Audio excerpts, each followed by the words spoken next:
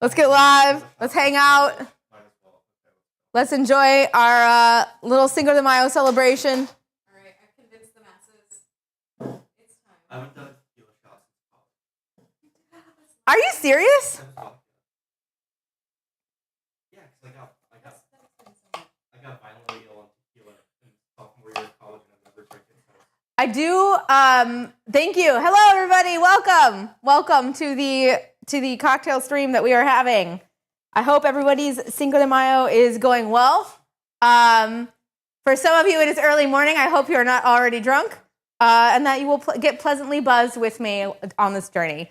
I do have some friends of mine here today, so there may be some times in which I am like talking off camera, or one of them decides that they've had enough to drink and they're feeling up to getting on camera. That may also happen, especially Spencer. Come on, yeah. So we may have some special guests on today. We'll see. I don't have the chats up on my computer yet, so I cannot read anything. If you are writing to me, all I can say is hello. That's the best I got for you. Here you go, friends. Oh. Thank you. Okay. And then, should you, I mean, like, do you want, I'm trying to think. What are they? They're, okay. Let's just do, I'm going to give you guys this guy. Huh? Okay, cool. Is this for rimming later? That's for salt. It's for salt or rimming, whatever you feel like using it for. Let me get you some glasses. How is everybody doing today? How many people do I have cooking with me?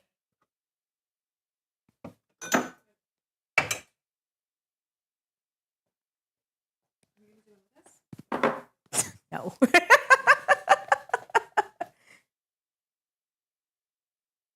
Okay, let me see if I can get in here now. Okay, good, I've got that. Let's pop this out. I don't actually know how to pop out a chat, but I can see. I shall celebrate. You're doing a Batanga Mile and you're going to be eating tacos. That sounds like a really good way to celebrate, to be honest. That sounds like a good time. We're going to just give a couple minutes to let people who are going to be cooking along get themselves in here, get themselves situated, and then we're going to get started. We have 6 cocktails that we're making today. And you guys, by the way, friends, I have friends here today. It's okay to make relatively normal noises because I have a mic, so they're not going to hear you. So you guys don't have to be like completely quiet. Just don't be like shouting, and we're good. We are making 6 cocktails today. We are going to do a classic margarita. We are going to do a Paloma, classic Paloma. We're going to do a tropical margarita. By tropical, I mean we've got pineapple, lemongrass, ginger, citrus, all of the fun things. We have a Blackberry Mezcal Shrub cocktail that is probably my favorite out of this group. There is another one. The next one is we call it the Rainwater. It used to be a cocktail that was at one of our local taco bars that I was obsessed with for a very long time until they took it off the menu. And so I made a copycat because I didn't want to miss it. But that is some Mezcal and some Madeira and some really nice flavors of grapefruit and lime. It is absolutely delicious. And then we have a Oaxaca Old Fashioned. So we've got a bunch of Mezcal and tequila cocktails to have. Tacos. Yeah, tacos. I almost said tacos. I mean, pick and choose. 2 cocktails that we are doing that do not need syrups or anything that you have to like kind of like do on a stovetop or takes time. The Paloma and then the Rainwater. Those are the 2. So probably the Paloma is maybe something that you may have stuff for that you can do same day. I have been tinkering for the last several weeks, trying to come up with ways that I can shortcut some of the syrups. I really like doing like maceration syrups instead of cooking stuff on the stovetop. I like to just let sugar do the work over like a day for a lot of the syrups in my cocktails because it's a brighter, fresher, more fruit-forward flavor when you make syrups on a stovetop and you cook it, you get a stewed cooked fruit flavor. And it's just not quite as bright. So I've been kind of like messing around and seeing if I could find like shortcuts so that people who wanted to make cocktails today could maybe do the full version and then also make a same day cocktail. I have come up with some ideas. I will be making them in stream. You can follow along if you so choose, or you can just make the syrups and you can have your cocktails tomorrow. It's really up to you. But we're gonna be trying to do like everything today, like everything. So. Okay.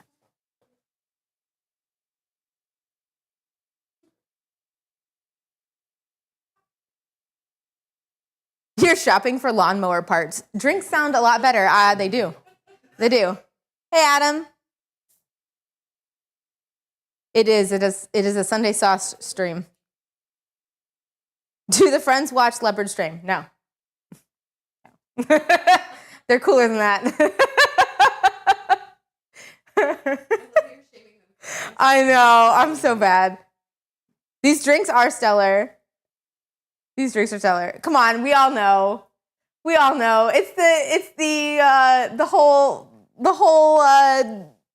theme of his stuff is it's below average, and we're literally just here because we're masochists.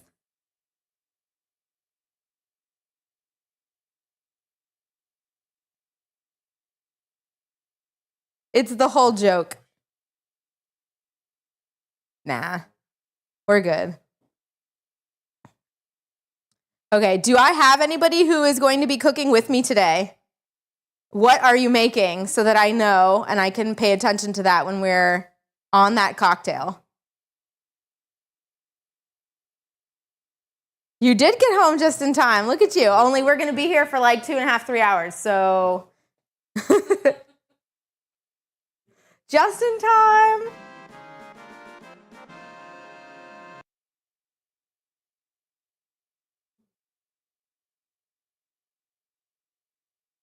You're going to do the classic Marg and the Paloma. Cool. I like it. Awesome, Trinity. I like it. I like it.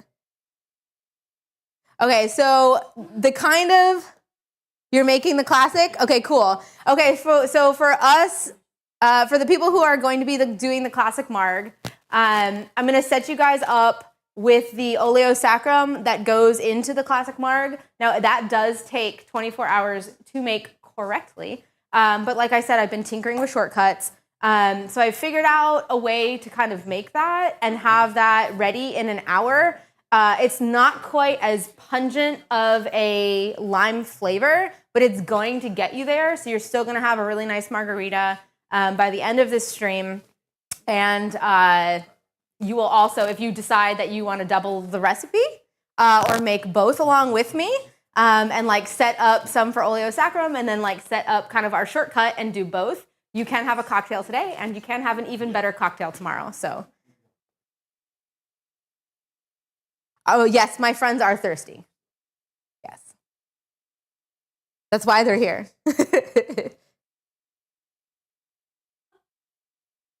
Oh, thank you, Juice. Thank you for typing those out for us. I'm sure we'll make that a command. And yes, the recipes with the links to the recipes are in the description. They're in the description section for the YouTube stream. So you can go there and click through everything.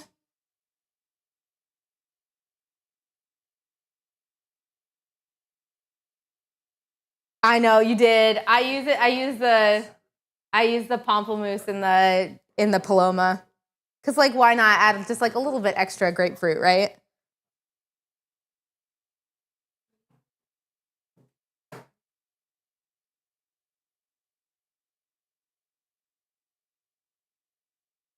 Yeah.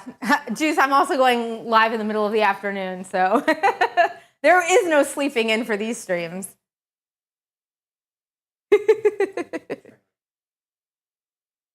Okay. How are we doing? You ready?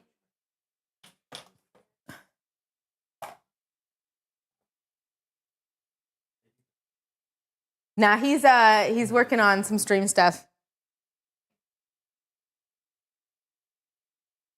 Yes, Lep will be drinking today. But before you guys think this is going to be insane, I have 4 people here and 6 cocktails. This is everybody chill. Everybody chill out just a little bit. Coach. It'll be fine. Working.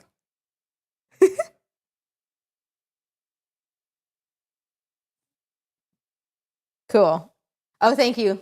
See? Look at that. Look what he's doing. He pinned for the YouTube stream where the recipes are. And 5 for him.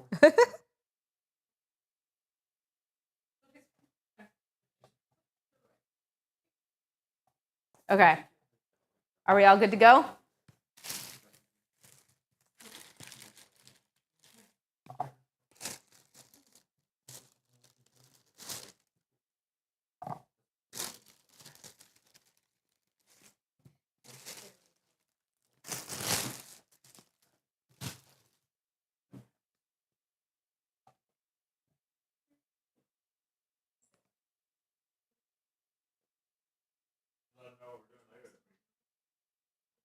What do you mean? You want me to let your people know? I mean, I guess it's not my video yet. Yeah, we will not be here. I'm letting you guys know we will not be here Tuesday and Wednesday of next week. For anybody who is looking to just like have Lep in the background and not really have to pay attention to him while you're working, he won't be here. So you're gonna have to find somebody else, unfortunately, to do that with on Tuesday and Wednesday. We're taking the kids to Disney. Hopefully my mom is not watching this stream right now and has it live because she's with the babies. So they may have just heard that. Dang it. Why did I say that out loud? It's fine. Oh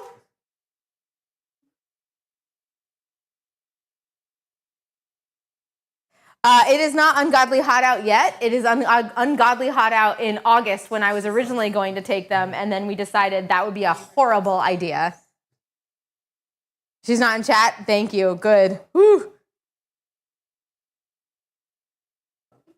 Yeah, it'll be fun. We're going to have a good time.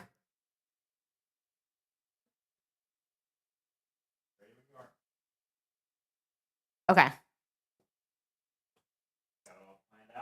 Not really. I'm winging it. I'm winging everything. That's what we do, right? Huh? Yeah.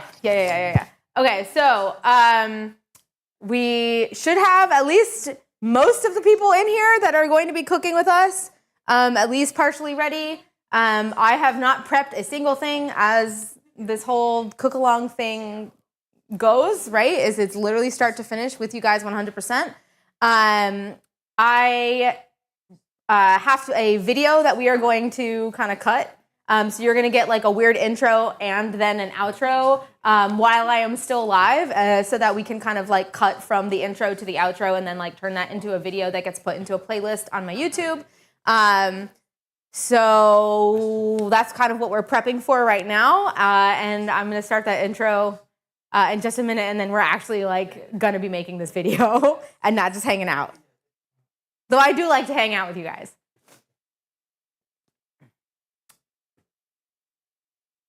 How are you doing? Whenever I'm ready?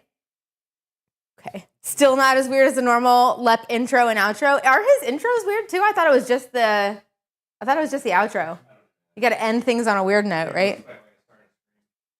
Oh, okay. My hair, I dyed my hair blue through 2.5 weeks ago, 3 weeks ago. Not very long. It's not been blue for very long. Yeah, the blue is bluing for sure. It is bluing, and I very obsessed. It is a drink stream, yes. It is.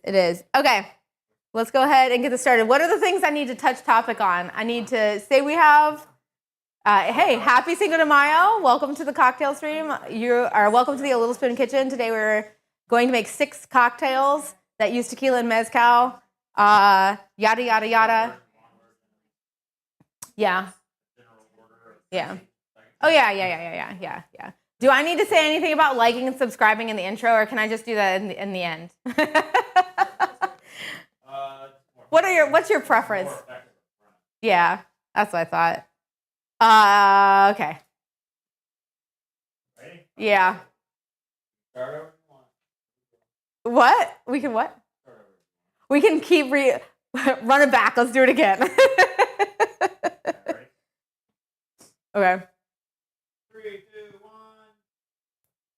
Hey everybody, and welcome to the A Little Spoon Kitchen. Today we are going to be making 6 cocktails that have mezcal and tequila in them for Cinco de Mayo. I figured we've been doing the first Sunday of every month for our cooking streams, and it just so happened to fall on Cinco de Mayo. Why not? Why not do cocktails? And one cocktail takes far too little time, so I said, why not 6?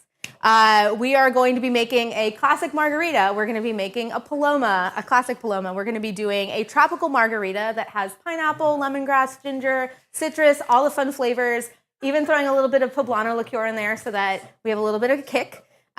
We have something that I endearingly call the Rainwater, which is mezcal and Madeira with grapefruit and lime juice. It's absolutely smoky and delicious and citrusy. It's really fun. We have a Oaxaca Old Fashioned, and then we also have what I call the Smoke and Mirrors. It was a cocktail that I had in Artillery Bar in Savannah, Georgia several years ago. I still think about it. Made a copycat because I loved it so much. And that is a Blackberry Shrub syrup that gets put in with mezcal and lemon juice, a little bit of chartreuse. Very, very smoky, interesting, nuanced from start to finish. It's a really nice cocktail. So yeah, we've got a lot to go. We have a lot going on today. I'm going to be doing kind of the long form and short form of some of the syrups that are going to get used in these cocktails. A lot of the syrups that I like to use are like 24-hour processes where you kind of just put everything together and then you let it sit and macerate with sugar until it turns into a syrup. We obviously don't have time for that. So I tinkered for several weeks to come up with some syrups that are maybe not as good, but they're relatively good for these cocktails so that you can have them same day if you so choose, or you can have them in the middle of this stream with me if you so choose. So we're going to start with the syrups. I'm going to start with the ones that are kind of the short form so that we can get those working and get those moving, go back to the long forms, and then we're going to start getting into the actual making of some of the cocktails and kind of just like go down the way and then go back and then go down the way and then go back. So it may be a little hectic, but I'm going to try to keep it as organized as possible. Let's get started. So we're going to start. I know that some of us that are in here in the live, for those of you who are tuning into this at a later date and you're just coming in here and you're looking for some cocktails, this is a live stream, and I do have some people in here who are cooking along with me. The point of these videos is that I have prepped nothing, and we are literally going from start to finish. And I have all of my ingredients just whole. So we're going to start with the classic margarita first. And what we're making first is called Oleo Saccharum. And Oleo Saccharum is a mixture of citrus peel and sugar. And you essentially let the sugar sit with those peels, and it pulls all of the oils out of the skin of your citrus. And then you get a really, really vibrant just citrus flavor, whatever that citrus is, orange, lemon, lime, grapefruit, all of that. And so we're going to kind of do a shortcut version of that. It's not going to be as limey, for lack of better terminology. It's not going to be as limey as it would be if I had let it sit for 24 hours, but we're kind of getting mostly there. So what we're going to do is we're looking for about 60 grams of peels. It's usually 6 to 7 limes, depending on the size of your lime. These are a little bit on the small side, so I may need like 7 or so. But I do have my kitchen scale. I know a lot of you that cooked with me last time, including some of the people who are in here cooking with me today, do have kitchen scales. I suggest you use them. But the recipes do also have imperial measurements. So if you are looking for like a quarter cup or a half cup or something like that, tablespoons, those measurements are also included. I am going to be working a lot with grams today, especially for the syrups, because everything is built on a ratio by weight and not by volume. So I am going to be mentioning a lot of like weight in grams, but I will try my best to kind of go in and say, oh, that's a tablespoon, oh, that's a quarter cup, or something like that. Or this many limes to kind of help you guys get along through the recipes with me. So typically it's 6. I guess we'll see how much we're going to do. But basically what I'm doing is I'm taking this Y peeler here.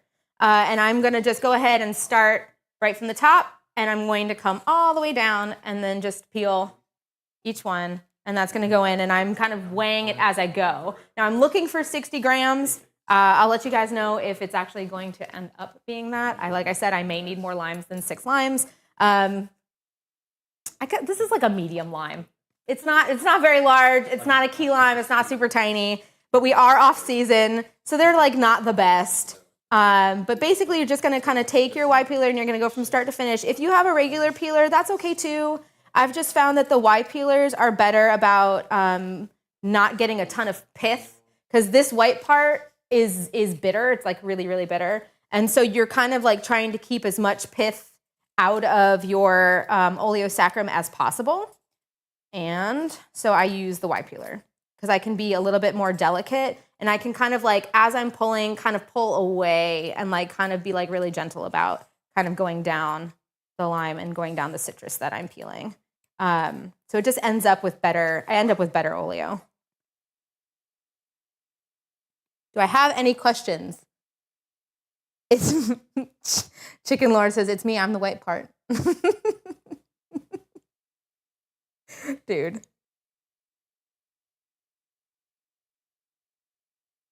Okay, does anybody have any questions? We're off to an okay start, right? We're all good.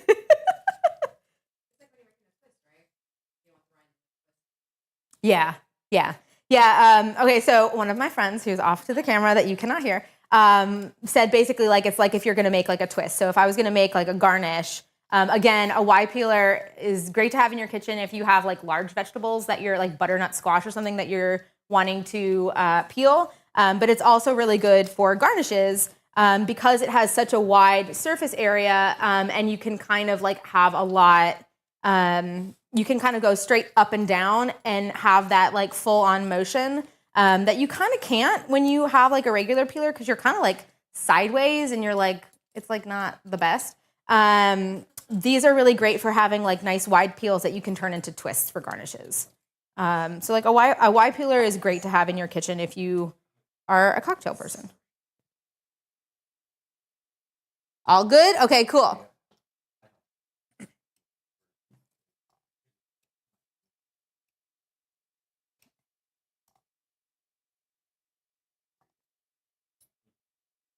Okay, so for, I guess, Trinity, Lindsay, you said that you were making a classic. Are you doing a classic Paloma, or are you going to do the classic Marg? Just peeling away. You're doing the Margarita, I'm assuming, with me then, if you're already peeling. Classic Marg. Okay. So here's what I want you two to do, okay? I'm assuming, I guess I have another question for you then, for both Trinity and for Lindsay. Do you guys want to stick to the recipe as written, or do you want to have a Marg today? Or do you want to do both? Because I can give you guys a heads up.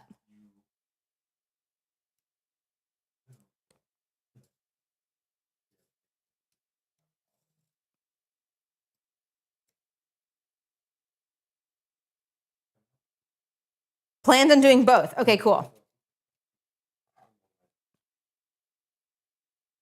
What about 2 Margs? Yeah. You're up for doing both. Okay, cool. So here's what I want you to do. You're going to do the 60, right? Our 60 grams here of our peels are like 6 or 7 or so limes. And that you can totally go with me on the long form.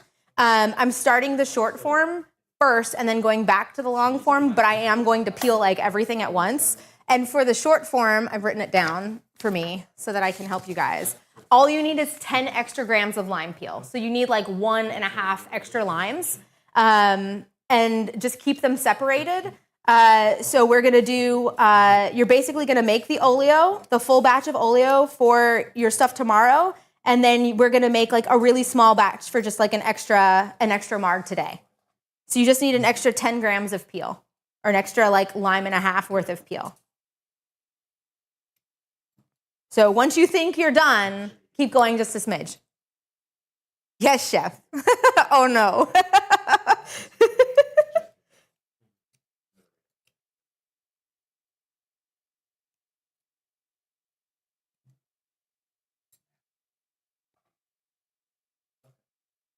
Oh yeah, these are tiny.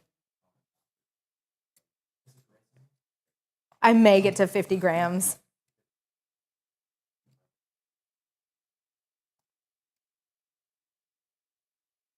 The interesting thing about limes and making oleo is the thicker the rind is, like the thicker the peel, the better the oleo will be, because if the thicker the green part is, the less pith you pull off of it. So like all of those like bumpy, gnarly ones that are like kind of dry and gross are like the best ones for oleo, but then there's like so little juice in them that it's kind of annoying, and you kind of need like a little bit of both to make it work well.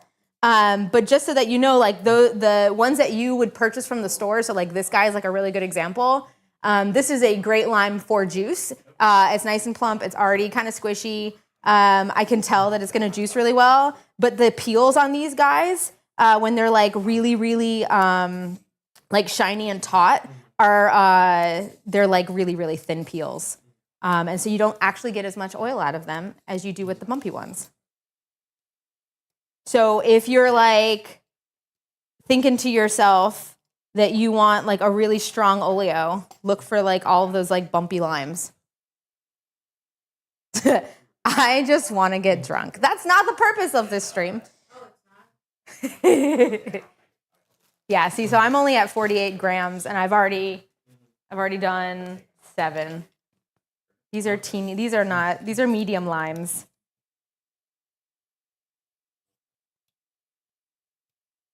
Let's see. I think I need about 2 more. And then I've got enough for the full, but not for the shortcut.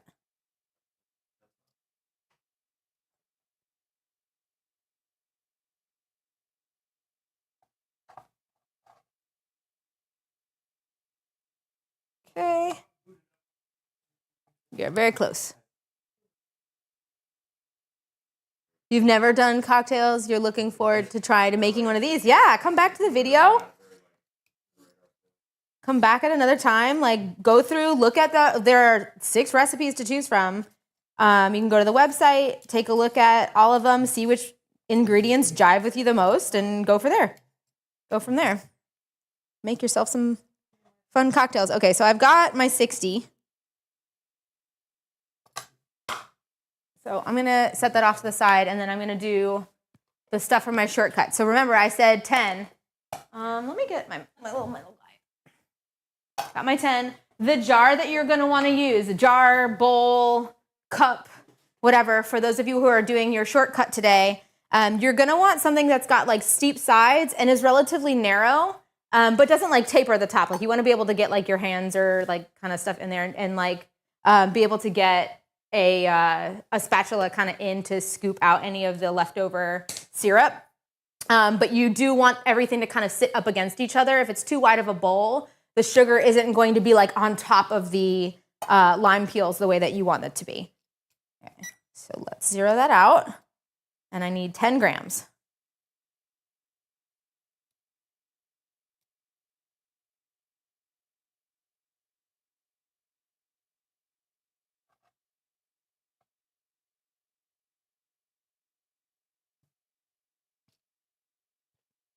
Cutco knives, yeah, I bought them. Oh my gosh, I didn't even remember. My cousin worked for Cutco, and I bought some knives off of him, and I love them. I'm gonna be honest, I love them. They fit my hand perfect. I have other knives that are better, more expensive knives, and my hand gets tired during prep work. The handle is just too wide for my grip. On some of the knives that I have. So I use them when I'm like trying to be like super precise, or like if I'm cutting sushi or things like that, like sashimi, I may use my like better knife. But if I'm doing just like a bunch of prep work, I go back to the Cutco every time.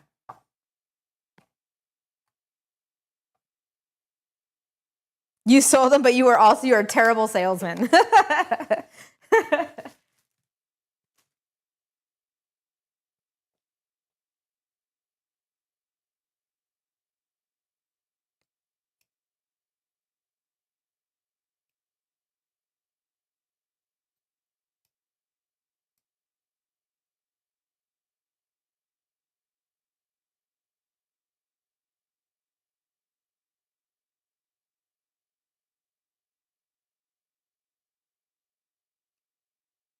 Yeah, and I will say, like, I mean, the Paloma, and then, like, honestly, like, if you want to do, like, a margarita that doesn't have Oleo, like, that's a super simple cocktail. The Paloma is pretty simple. I tend to complicate my stuff quite a bit because I'm, like, searching for specific flavors. And I just like having fun, like tinkering and making all the syrups and stuff like that. But there are plenty of, like, really simple cocktails out there that you can make that, like, don't take a lot of work. Okay, so I'm good here. I've got all the lime that I need. I'm going to add 30 grams of sugar to this. That's probably about, let's see, 1 cup is about 225 grams. Let's see.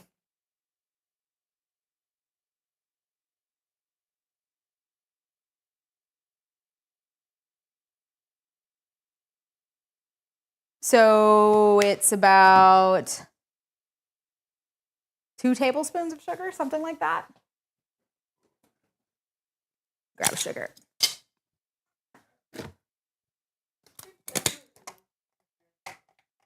Nice. Are we making margarita mix from scratch? We are making something called Oleo Saccharum. Yes, we are making margarita. We are. Well, like, let's just, yes. TLDR, yes. If you want to go into technicalities, we are making Oleo Saccharum, which is like a syrup that uses peel and sugar, and the sugar pulls the oils from that citrus out of the peel, and you just get, like, a really, really strong flavor of the particular citrus peel that you're using. In this case, we're using limes, and then that gets mixed with lime juice, which makes something called a sherbet. And then that lime sherbet, it is what is used as your margarita mix to then mix with Contro and your tequila for a delicious cocktail. I hope that clarified things much more than you needed it to. So now I need about 30 grams of sugar. We're looking at, let's see, it's about 2 tablespoons plus 1 teaspoon. Let's give it that.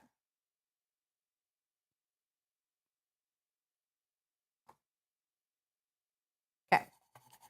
And basically what I'm going to do is I'm just going to let this sit. So this is my shortcut. This is my long form. I set my long form peels off. I'm just going to try to get all of my shortcut syrups kind of going so that they have at least an hour to kind of mix and mull and get comfy and whatever the heck, so that we can come back to them and make our cocktails, and they actually, like, taste relatively good.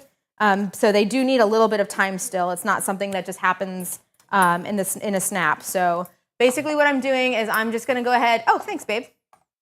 So I've got sugar in here with my peels, and I'm just going to give them a mix. You do not want to, like, muddle or mash this at all, because if you start really, like, pulverizing any of those peels, remember we have some of that pith underneath them.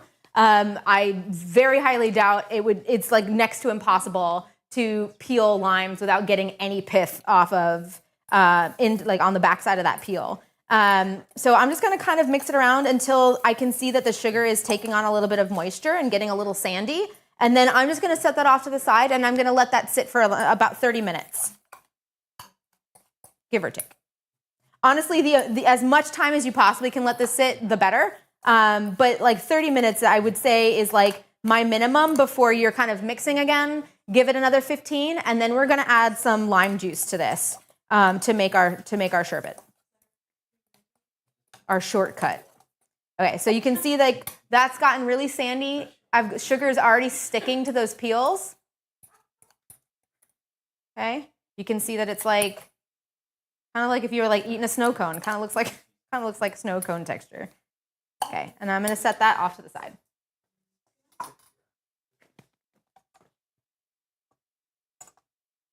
Okay, now let's get started on the Blackberry Shrub. I'm going to move all of these limes off to the side. Do you need me? No, I can move it. That's fine. That's okay. Yep. Okay. And I'm gonna move my peels. Now we're gonna do our blackberries.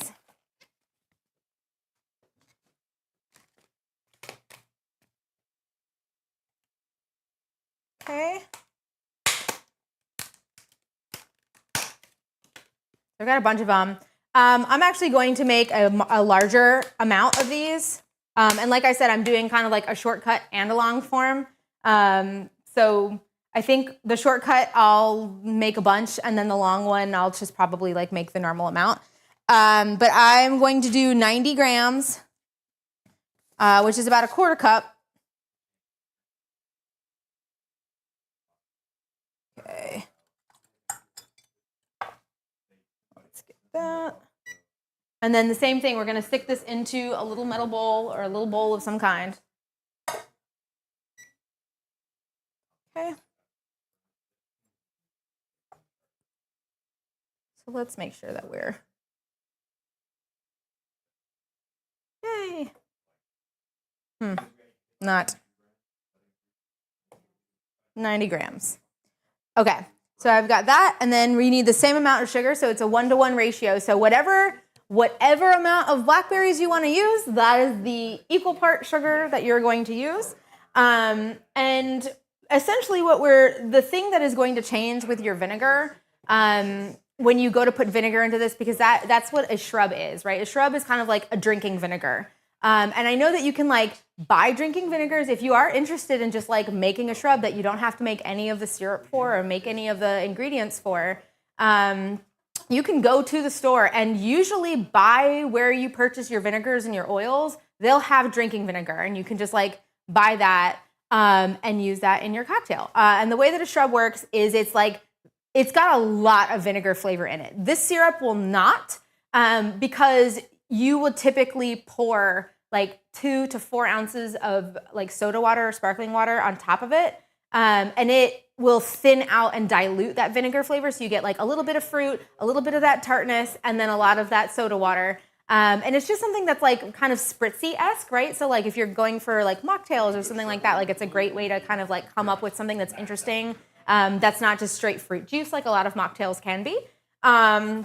And in this case, we do use vinegar, but it's not going to be as much vinegar as you would find in like a drinking vinegar, which is what you would use for a traditional shrub. So this is like a shrub syrup is what I've been calling it. So you're essentially, the ripeness of your berries will determine how much vinegar you use.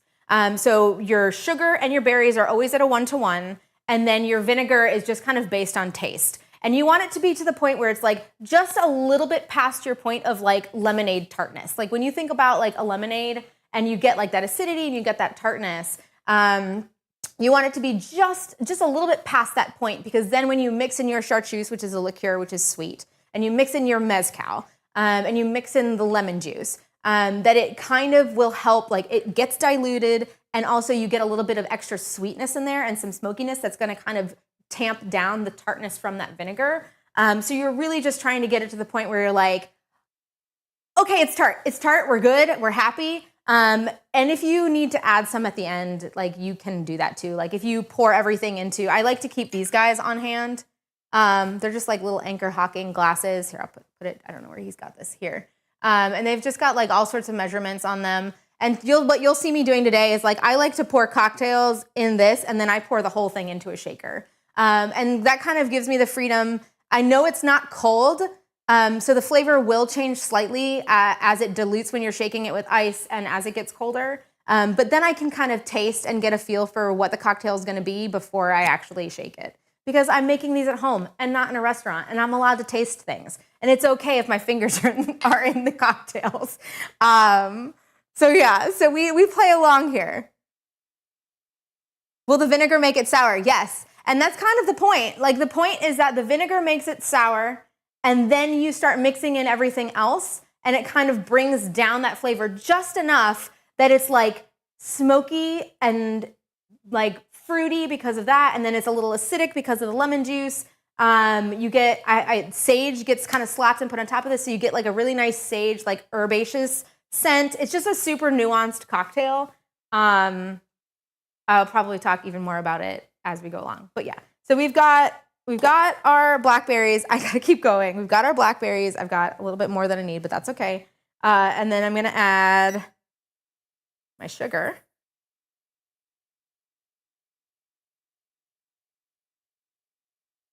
Okay. And I'm gonna do the exact same thing. You will notice that I am literally doing the same thing for every single one of these. I'm putting in the fruit, putting in whatever, putting in sugar, mixing around till it gets sandy, and then setting it off to the side to sit. Like a lot of the times, I know like people will come to recipes, especially like cocktail recipes that involve syrups, and they see like, you know, it takes 24 hours to make this cocktail, and you're like, what the hell? I don't want to make a cocktail that takes 24 hours. But it's a lot of just rest time. Like a lot of it is like, hey, throw these ingredients together in like 2 minutes or less, let it sit for 24 hours and then come back to it and then make your cocktail. So it's really just a matter of like knowing that sometimes it's nice. I could make this faster on the stovetop, but it will not be the same cocktail. It won't be the same cocktail because it'll taste stewed and it won't taste like really fresh blackberries. And that's what I want.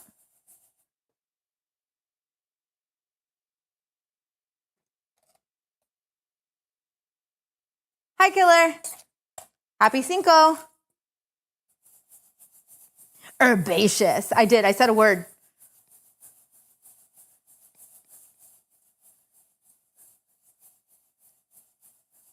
Does a fruit need to come from the fridge or is it better at room temperature? Really doesn't matter. It sits for so long that it'll come to room temperature and it won't matter in the long run. If you really wanted to start working like right away, you could room temp it. But it's not going to matter in the long run. So it's a preference. It's up to you. Now I'm not going to like mash any of this yet. I will be mashing it a little bit later. Right now I'm just kind of making sure that everything is getting coated and that our sugar is getting sandy again. Okay. And then this also needs some lemon zest. So let's go ahead and get some lemon zest into this.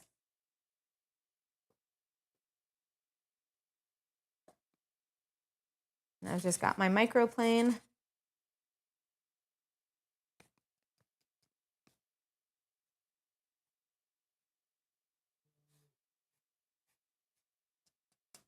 Okay.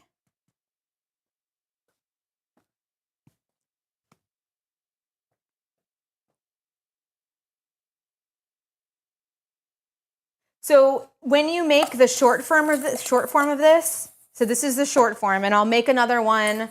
I'll make another one that is the longer version. When you make the short form of this, I like to put it into a blender. So I'll let this sit, much like the lime peels that we just did for the classic marg. I'll let this sit for about 30 minutes, and then I pour it into a blender, and I'll like kind of mash it up a little bit and just kind of pulse it to make sure that that juice is out. But I don't want to fully blend it because I don't want the seeds to get like blended up into the mixture. So we kind of just like pulse until we get like a really good fruit. There we go. Okay, so that's where I'm leaving that. Okay, that's gonna go off to the side. What next? Tropical margarita. Okay, so now let's start doing our tropical margarita, and that one is gonna be a little bit more intense. I'm coming back to the long form ones after we get our short form started. I just want to make sure that stuff gets moving. We will come back to these. Don't worry about it. So that is pineapple, ginger, lemongrass, and some citrus peel in sugar. So I've got a huge thing of lemongrass here that I picked up from a local market. Gonna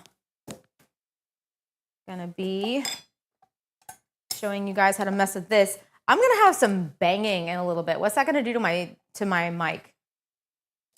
Is that gonna be a problem? Okay. Okay. So I'm gonna do the lemongrass and the ginger first. And then I will move into actually. So this one is going to get cooked. And I decided to do that on the short form one for this. What I'm doing is I'm cooking the aromatics into a syrup and then adding the fresh fruit afterward. Because the aromatics aren't going to get, they'll be a little bit less pronounced, a little bit less fresh, but not enough that it is a hindrance to the cocktail. It's the pineapple that I really want to have that fresh flavor from. So that does not get cooked. That gets added kind of later after the syrup has chilled off a little bit. So basically what we're doing is we're making a lemongrass ginger citrus syrup, and then we're going to be mashing some pineapple into it. When you're doing the long form of this, everything kind of just goes into a bag or a bowl with the sugar and sits. And you let that kind of marry until the next day, and then you use it. So we're doing things a little different for the short form version. But this way, all of these can be had today. Okay, so what you're gonna do with lemongrass, I've got a kind of woody bottom here where the roots were, and I'm going to chop off that part until I get to kind of like where the base is, and I'm going to peel off like one, maybe 2 layers of the bottom, so that we're kind of cleaning it a little bit off. There you go. Okay. There. Okay. I'm going to do that for both stocks. I need about 25 grams. In the syrup, in the short syrup, I'm just going to slice these guys. For the long form one, I actually like to grate the bulb portion of the lemongrass, and then once it starts getting into the leaves, it gets like harder to grate, and then I'll start slicing after that, just so that I can really, really break up the cellular structure and the fibers that are in the lemongrass, so that you get even more of that lemongrass flavor without having to add more lemongrass to it. The grating really helps. Grating also helps with ginger. The smaller the pieces, just like garlic, right? It's like the smaller the pieces, the more you break up the cellular structure of garlic, of ginger, of lemongrass, of whatever your aromatic is, the stronger and more pronounced that flavor is going to be. So like smashed garlic versus like pureed garlic, two very, very different things.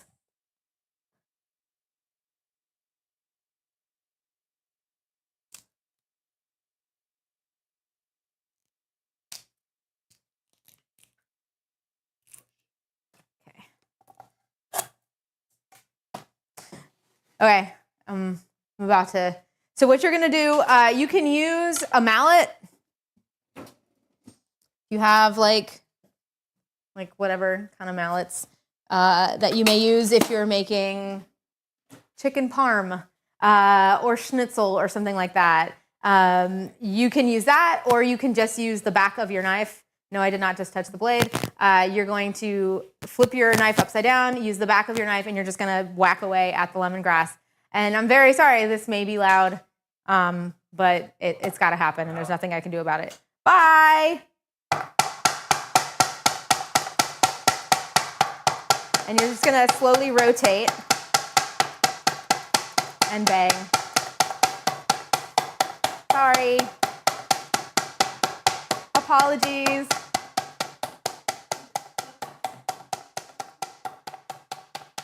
That was only one. I have another one to go.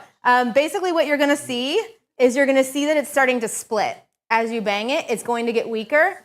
God, it smells so good. It's going to get weaker and it's going to start to split, and that's where you want it to be. You don't want to fully pulverize it, but you do want to start seeing some of those like fibrous kind of seams split. Okay, next one. Sorry, next one, and go.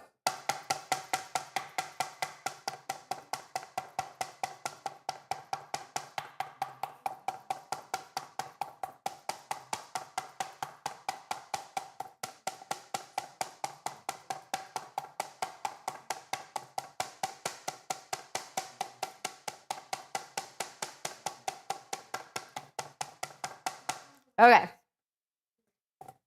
We're done. I promise. We're done. We're done. We're done. Okay. Huh? This is the tropical margarita.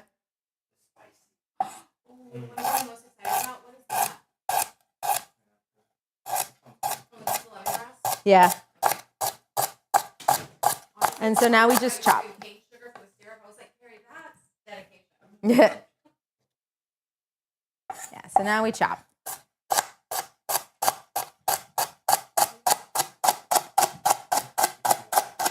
And if you want a more pronounced lemongrass flavor, then you are only going to use this white part, right? So much like spring onions, you get, I guess actually it's kind of like the opposite, right? So like the softer side flavor-wise of the spring onion is going to be like the white side, and then the greens are kind of what you use when you're doing like stir fries. And it's the same thing with lemongrasses, right? It's like you use this kind of like for cooking, and then this is the section you would use if you were going to like stir fry and like have it in your food. I'm just going to use the whole thing, but if you decide that you really want to have that lemongrass flavor come through even more so, then you can just stop once it starts to change into green and just keep using this section of however many lemongrass stalks you have. And then you can put these into like stir fries or tea or whatever else at a later date. And you don't have to use like the whole stalk. I'm just going to use the whole stalk today. Okay.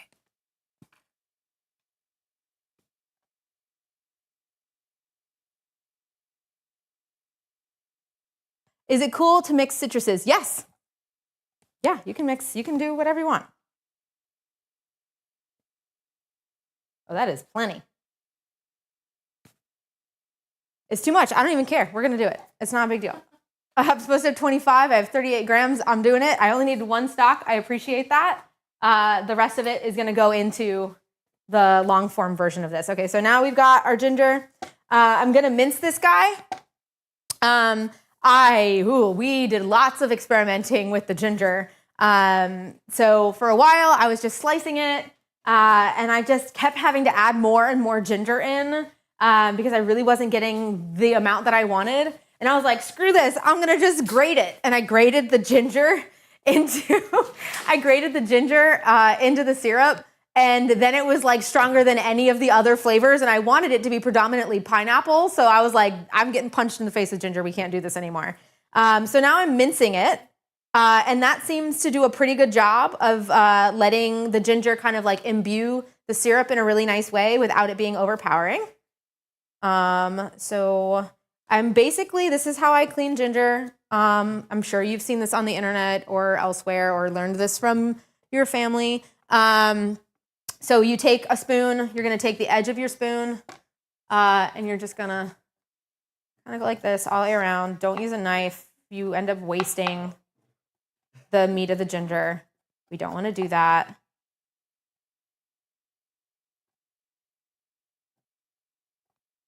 So now I'm just peeling it.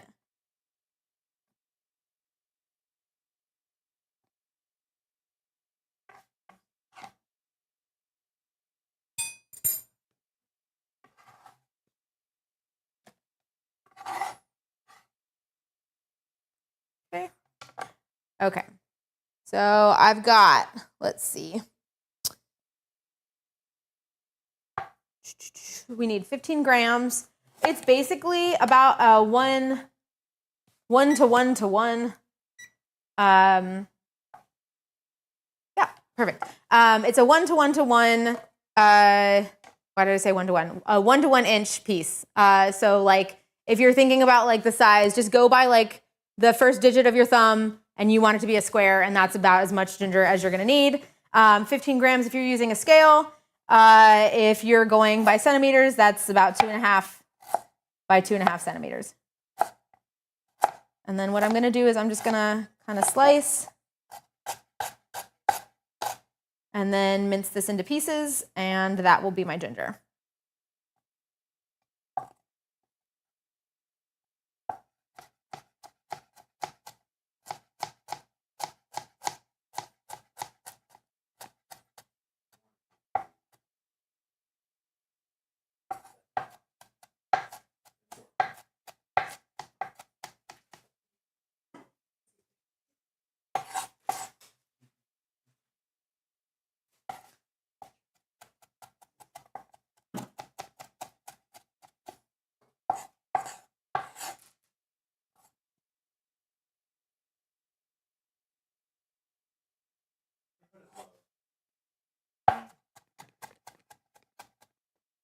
Okay.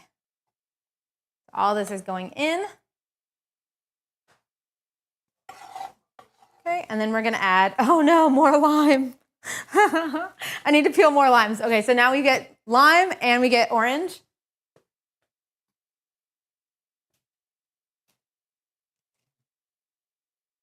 Okay. Thanks, Green Queen. I really like my hair too. I am a fan. I like the way it turned out. I like the color. I like the cut. I love the color. We love all of it. Can you use grapefruit in this? Yes. Yes. You absolutely can. Okay, so let's see. I'm going to do 15 grams. So about lime and a half to 2.5 limes, something like that. Let's zero that out. Let's call it, I have 2.5 limes written in the recipe. Depending on the size of your lime, that's going to change.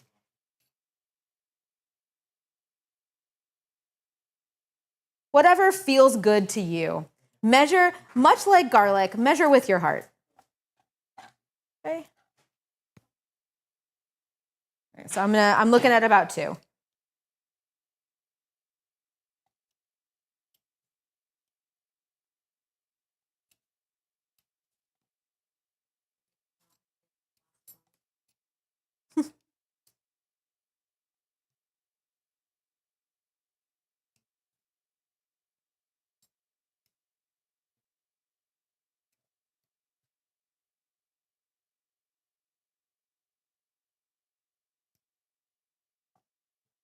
Okay.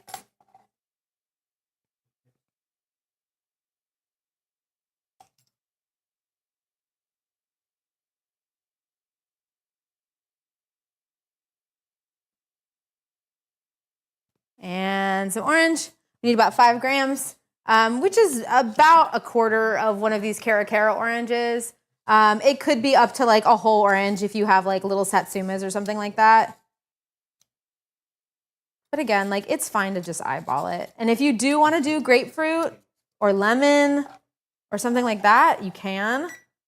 It's absolutely an option. Whatever you think will taste good with your pineapple and with your poblano.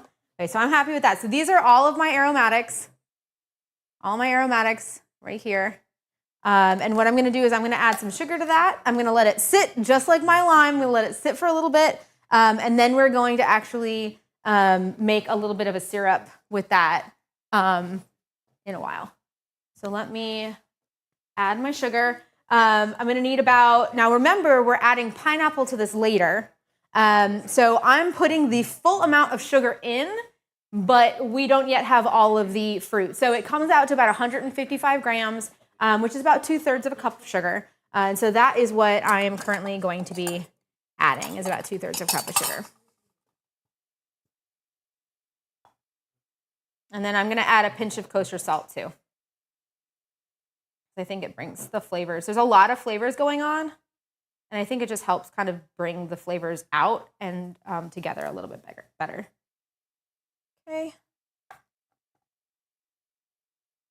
We're gonna mix this up too, just like our other ones, until it gets shaggy and sandy. Salt. I'm gonna do a nice big pinch of salt. About 1/8 of a teaspoon, or 0.6 grams. If you're looking for grams, I use kosher salt. I use Diamond Crystal kosher salt. It is my favorite salt. It is the only salt I keep in the house. Different salts weigh different amounts, or sorry, different salts will weigh, if you measure by volume, they will weigh different. So be careful when you're using salts, when you're using like Morton salt. I think it's something like Morton salt is like 50% heavier than Diamond Crystal kosher salt because of the crystal structure of the salt. So when you're using it, it's really easy to like over salt if you're going like back and forth, or under salt if you're going back and forth between different salts. So just like keep one salt in your house and get used to it. And then like make sure that if a recipe provides weight measurements, use the weight measurements when you're going to salt. Diamond Crystal is choice. Okay, so now that's already looking really nice. You can barely see it. There we go. It's already looking really nice. And I'm gonna set that aside. Okay, so I'm setting this aside. We've got all of our little like maceration syrups working. And now what I'm gonna do is I'm gonna go back in the same order and I'm going to make the syrups as I would make them if I were gonna be making them for like tomorrow. And so what I really like to do, you do not have to do this, but if you do have one at home, I find that it makes a better syrup. I actually like to use food savers, and I will vacuum pack my stuff. You can also just stick them in a bowl and cover it with some saran wrap. That is a-okay. It works just the same as long as it's in something that is sitting and covered. That's great. So let's pull this guy out. And we're gonna come back to our lime peels that we did earlier. For Trinity and for Lindsay, we are back to our limes. Oh no, an ad break. I never thought of that. Must be why I oversalted chicken. Maybe. I am extra. Thank you. My husband just typed in that I'm extra. It's true. Yeah. So what I'm going to do is I'm going to just like cut up a couple bags, 3 bags, and then I'm going to make them and write on them and all of that. And you guys can follow along. If you're doing this in a bowl, just get a bowl handy.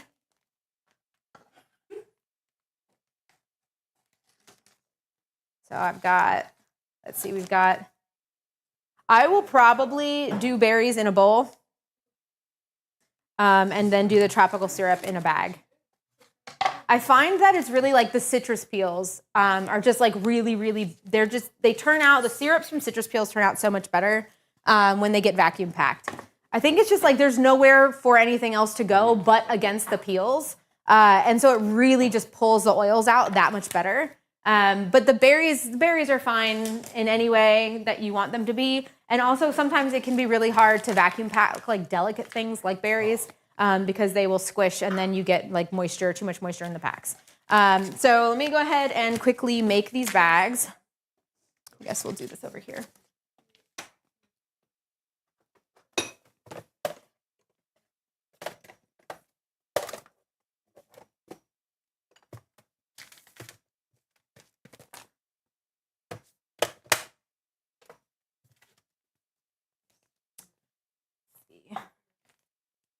I'm literally doing 60 grams of my lime peel and 60 grams of sugar.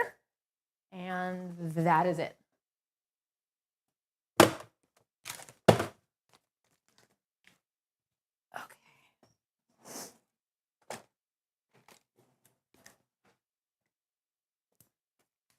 Today is 5/5.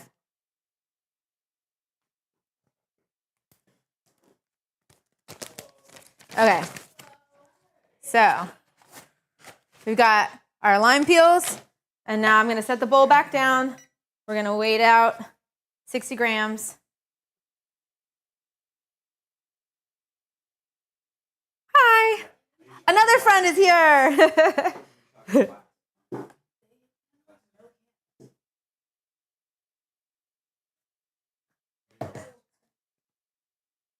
Okay.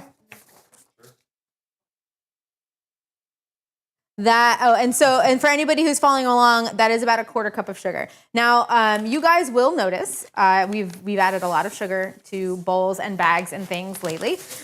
You will notice that I am using just like straight refined white sugar.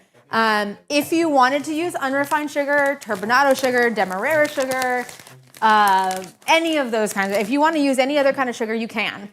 But here's the thing that you're going to need to think about, and just keep this in mind whenever you're making your syrups.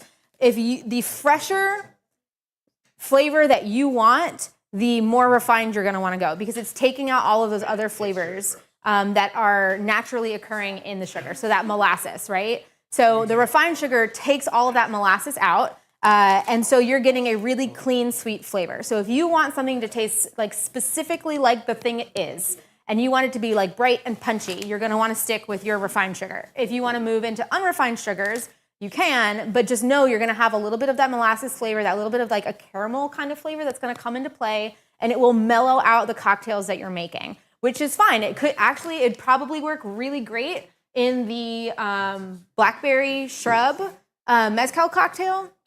It would work great in that because you have a lot of that sweetness coming from the blackberries. You've got that smokiness from the mezcal. And unrefined sugar would work great there. Turbinado sugar, a demerara sugar would work great in those situations. But for something like a lime classic margarita cocktail, probably not. So just keep that in mind. And then also something to keep in mind is that the crystal structure, because I know we were just talking about salt crystal structure, the crystal structure in your sugars are going to be different depending on which sugars you're using.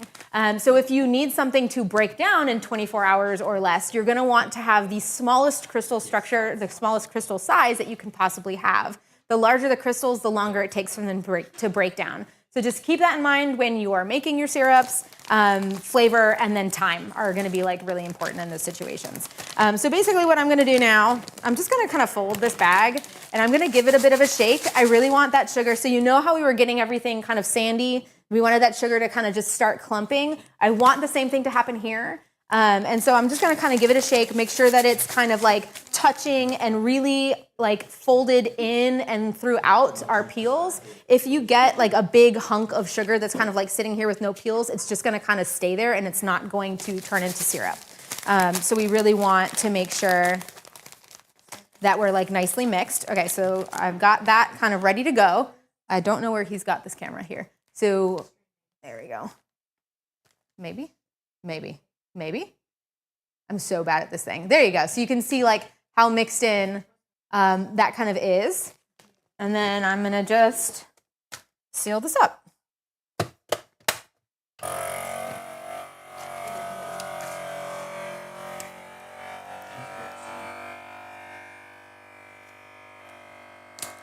Kind of loud. It's a food saver. I just vacuum packed the Oleo.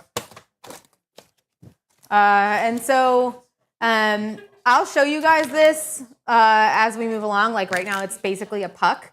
But as the sugar starts to melt, this will actually get like really soft and there'll be a lot of movement in this vacuum packed kind of bag. It's actually kind of cool to see it go from like something that's like rock hard into just like a really kind of like flimsy, syrupy bag. I usually will put these like in the refrigerator if I'm making Oleo. I'll just like toss them in the fridge. But if you wanted to, you could leave them on the counter overnight. Like that's not a big deal. Okay, so tropical syrup, long form tropical syrup. Let's go back to that so I can kind of get rid of some of this stuff. So we're going to do the same measurements as the short form. There's no difference. There was a difference in measurement on the short form for the Oleo Saccharum, just because like the oils don't pull out of the peel as much, and so you kind of have to tweak things in order to get it to taste right for the cocktail. But for the long and short version of our tropical syrup, it is basically the same.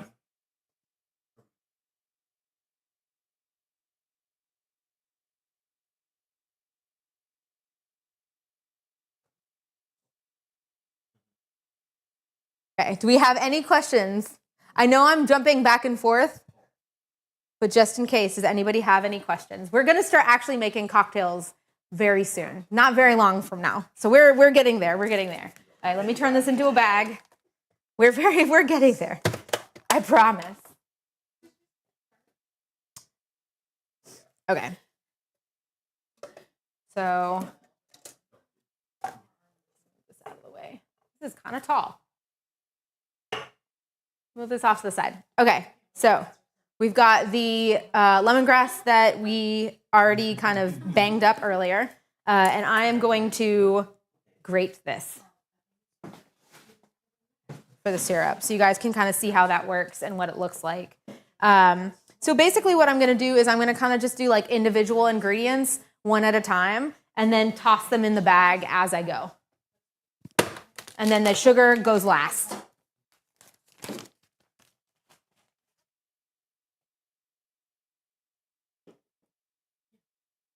Yes, it is Kirkland. It's just water.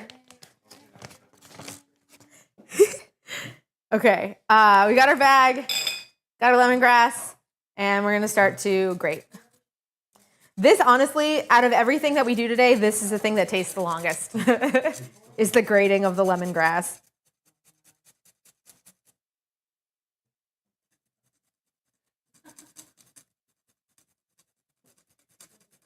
And if any parts just like break off, just let them fall into the bowl. It's not a big deal. Once you get to a certain point, you can't really grate anymore. And so you end up slicing it. And so like any of the larger pieces, like it's not a big deal if you have got like larger pieces. It doesn't all have to be grated.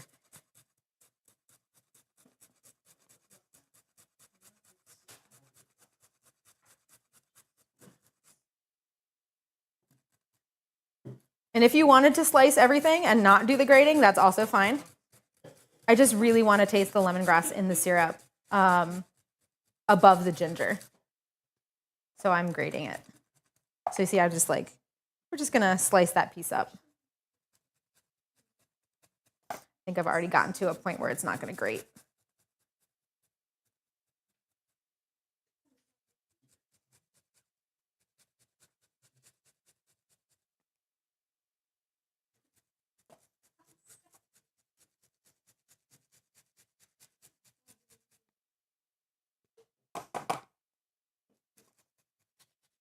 I'm gonna go until I can't. Almost. Okay, we'll slice the rest. We've gotten past most of the white part, and now we're gonna, like the bulb is gone at the bottom, the really like nice hard part. So now we're gonna just do some slices for the rest of the amount.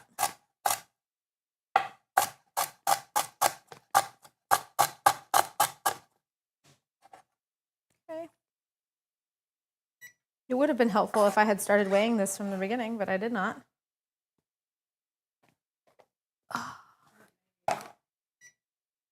Nope, unless you want to make yourself something. Friend, if you want to, do you want to come on and make something? You could make the Paloma. There aren't any syrups or anything. You're just measuring stuff out. If you want to, you can. Aw, man. Oh, wait, I just changed the mode. Yeah, you want to be internet famous? I know. Internet famous. We're not.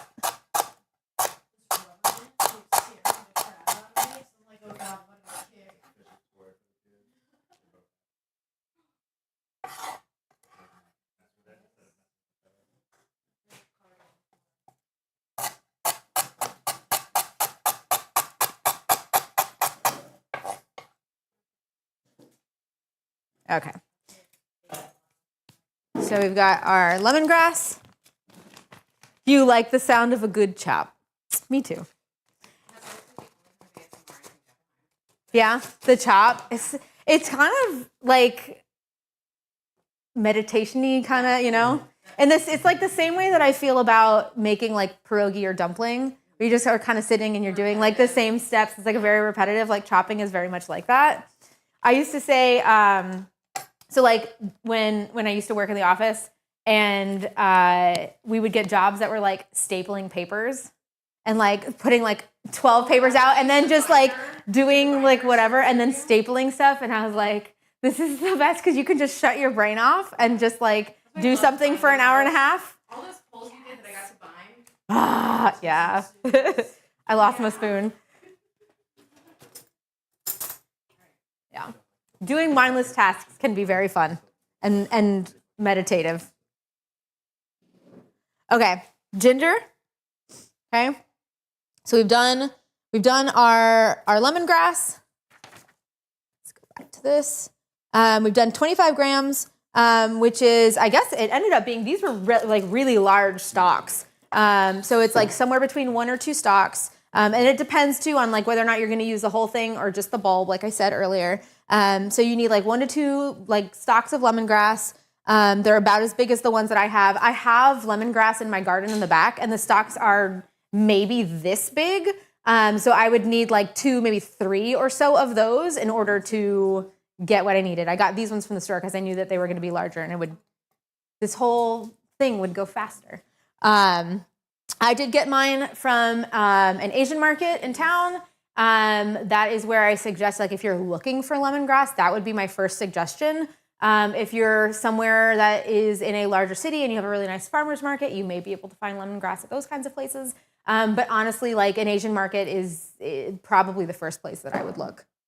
If you do want to attempt to do this and you do not have lemongrass like in your garden or something like that. I will also say it is super easy to propagate lemongrass. This is totally not a cooking thing. This is not, we are not cooking anymore. Now we're going to be talking about planting stuff because I am me. Where are you? I can't find, they're all mixed up. There we go. So I've had these in a jar, in this glass jar, for several days. Where do you have this? Over the ginger? Where? There. If you can see right here, I already have some roots growing from it. So basically you can grow this until it has, several roots that extend out to about here. And then just get some like bone meal and put some bone meal in some soil and stick them right in the ground and let them grow. Botany break. Yeah, a botany break. They grow really well. You can put them in a planter. They do get pretty big. So just like be prepared for that. You can put them in a planter so that if you're in a cold weather environment, you can bring them in and out of your house. But they do need relatively full sun. But they just sit outside and they last through winter for me, which surprised me because I totally thought they were going to die this year and they didn't when it frosted. So yeah, so now you know. Okay, so let's get to this ginger. We're going to peel the ginger. Yeah, the more you know. I the only one in this room. Yeah. All right, Chuck's old enough. You got the youth here. We're all old enough here for that to get that reference. I remember MySpace. Oh man.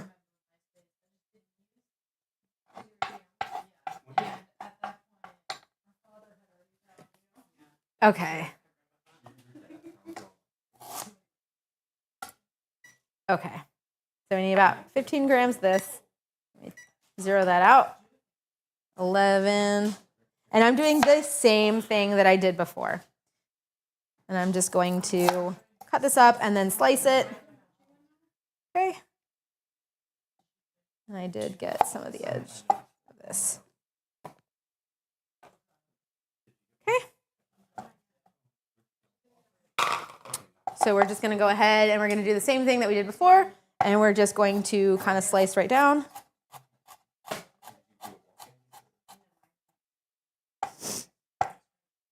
Easy peasy. And have kind of little sticks that we're then going to mince even further.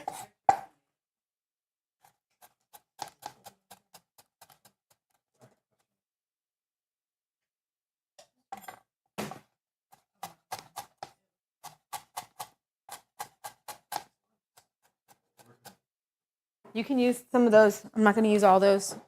Yeah. Or I don't think I'm going to use all of those. My husband's looking for limes. And like I said before, however small the minced pieces are, that's the amount of flavor you're going to get. If you want to be punched in the face with ginger, grate it. If you want to have a really strong, like pronounced ginger flavor in this syrup, you can mince it super small. Otherwise, you're going to want kind of like these little like mini chunks that I've done. If you want even less flavor, you could like not add it. Or you can have like slices and then just do like, circular slices. He's not cleaning. He's making himself a cocktail. He got tired of waiting for me.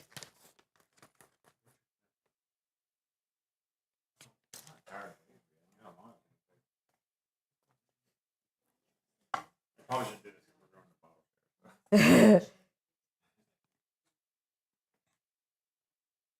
Okay.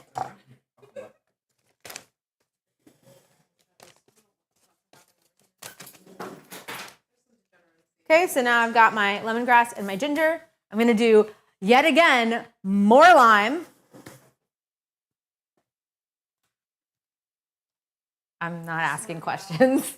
I'm not asking questions. They are my friend. I have friends here. They are being friendly. I'm not asking questions. We've got some backpacking and squats going on in the corner. Get a room.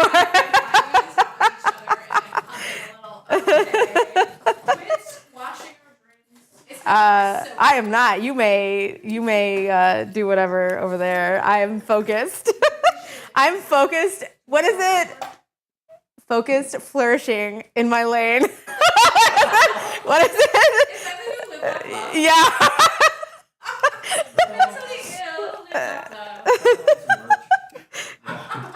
on a fidget spinner. Yeah, there'll be a stream tomorrow. Okay.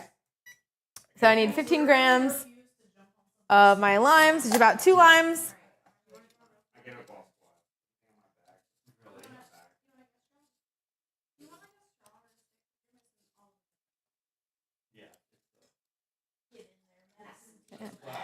That's gross. Do you want a whisk, hon? Do you want a whisk? Love! I like it. Okay.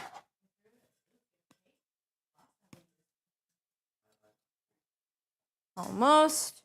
And then we'll get into our pineapple finally.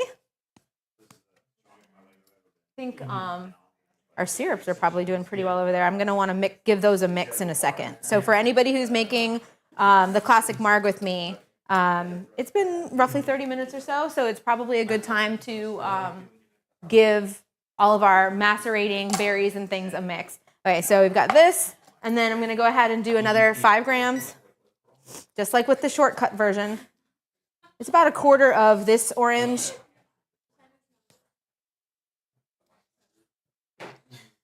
Okay.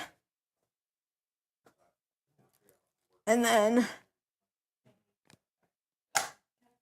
we got our pineapple.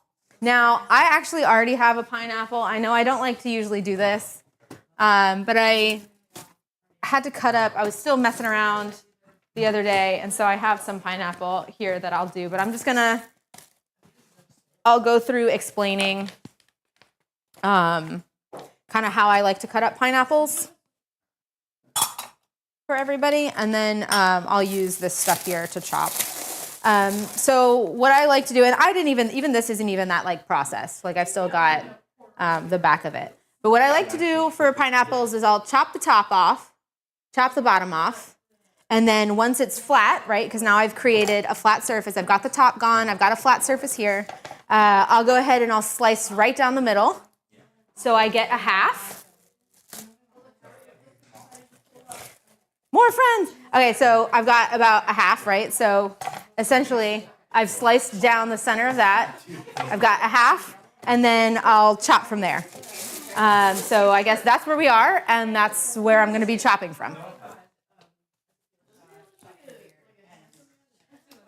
Okay, so you only need 80 grams. If you want to go up to 100 grams, you can go up to 100 grams of pineapple. The pineapple will be even more pronounced in the syrup at that point. So it's really up to you. But this recipe calls for 80 grams, which is far less than you think it's going to be. Far less than you think it's going to be. But basically what I like to do is I like to create, I guess that was what? This was a half? I like to make eighths. And then I will cut out the center core here, that way, and then cut down the side with my knife. And now I have a piece that I can chop and have like big chunks of pineapple in my fridge for whenever we feel like eating it. Occasional laughter can be heard, yeah. They're fun friends. That's why you hear laughing. I have fun friends. Okay, so 40 grams is, honestly, it's probably about this. That's 67 grams. No, wait, we're checking. We're checking again. That's 67 grams. I said 40. We actually need 80. Apologies. Okay, let's do there. Okay, so that's it. That's all we need.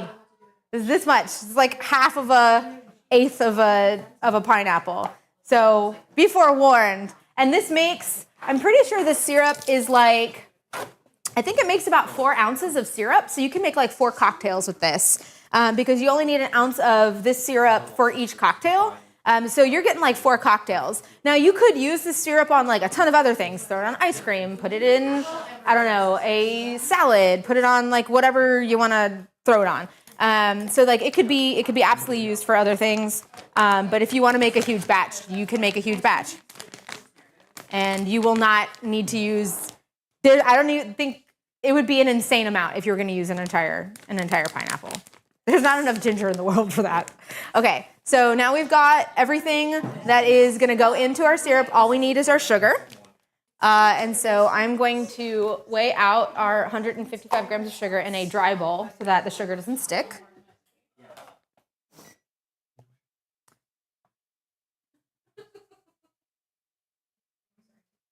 So again, this is like 2/3 of a cup. Okay.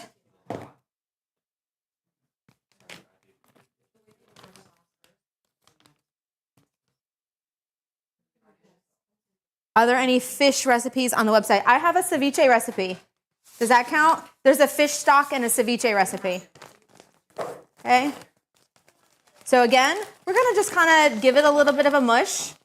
If this is in a bowl, use a spoon, mix it around. If you are doing the vacuum pack like this, try not to get any sugar or any moisture up here or it's not going to seal properly. So just be careful of that. But basically what I'm trying to do, let me do what I did before. I've kind of like come up with this as if I fold that and give it enough space that I can then open it and not have anything on the top and it'll still seal. I've kind of been doing that as a way to kind of get the sugar mixed around. Pineapple is wet, obviously. So you kind of want to be careful giving this too much of a mix because any of that moisture is going to stop this from, again, sealing. So there's that.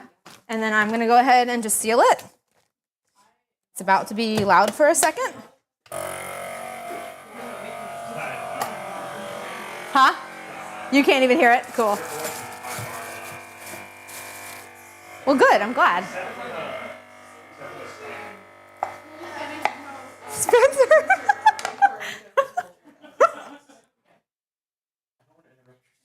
I have friends He's on stream. I have friends sneaking under the camera. He crawled across the floor to get to the refrigerator. Smile, you're on camera. Here's a reflection of the Oh, Yeah. Oh, that's cool. Sorry. Okay, let's get back to our syrups. So I'm bringing all 3 back.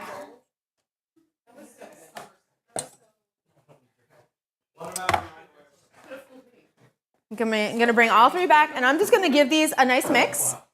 And just make sure that they're kind of like moving along, and that if there's any citrus peel, that they're getting kind of mixed around, and I'm kind of reintroducing it to other spots of sugar. We're not mashing anything in the citrus. Remember, we're folding. We're folding, but it's not cheese. We're just folding our sugar and our citrus. We're not mashing. We don't want bitterness to creep into this, or at least a lot of bitterness. There it goes. Come on. There we go.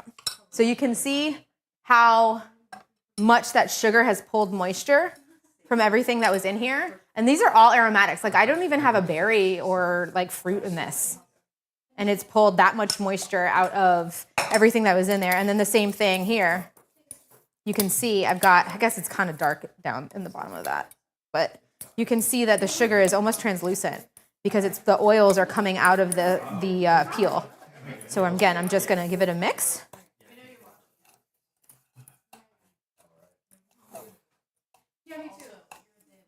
Okay. There we go. Okay. I'm going to set these aside once more, and then we'll come back. For those of you who are making the classic marg with me today, we'll go ahead and we'll come back to that after I get the full version of the berry syrup shrub going, and then we can move on from there, and we'll like get that going really shortly. So I'm gonna go ahead and I'm gonna do basically the same thing that I had done before, but now I'm going to take a blender out for this guy, and I'm just gonna toss it in here in the blender. I'm gonna let it sit in there until I'm ready to blend. So we're gonna do that because I don't want the syrup and stuff to kind of get stuck to the bowl. I want it to be in my blender.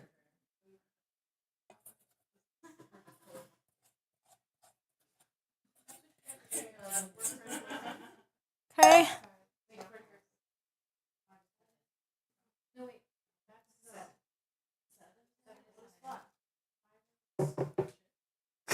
You guys need Karen.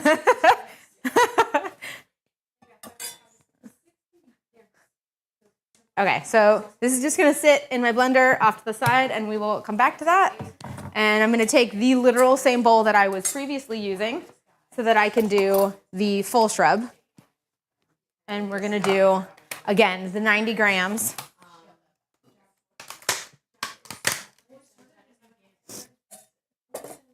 Okay.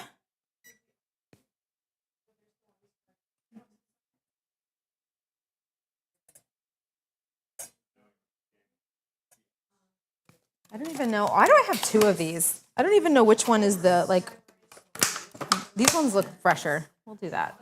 We'll do half and half. It'll be fine. Okay.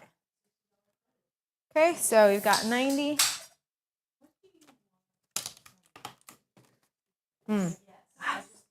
Blackberries are so yummy. And we want 90 of sugar.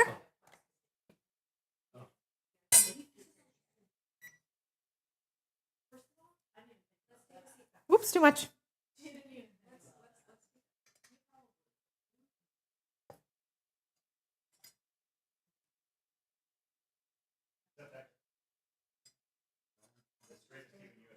There we go. All right, so 90 and 90, and then we need our lemon.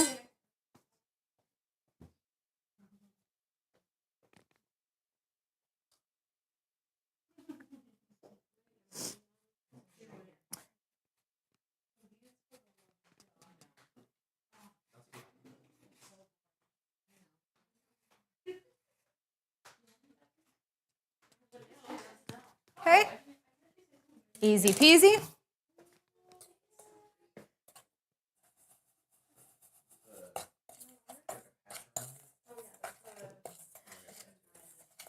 Okay, do we want to make a cocktail now? It's time. You guys want to make a Paloma? Yes. Okay. It's Paloma time. Okay, and now that sits. So this, okay, so actually let's cover this. This is gonna go. We're gonna cover this, and it's just gonna sit. I might, every couple of hours, I'll probably come in and just take this off and give it a little bit of a mix. And it just sits. If you wanted to put it into like a lidded mason jar, you could put it in a lidded mason jar and just give it like a shake every couple of hours. And then the next day, you're going to strain it through a fine mesh strainer, and you have your syrup.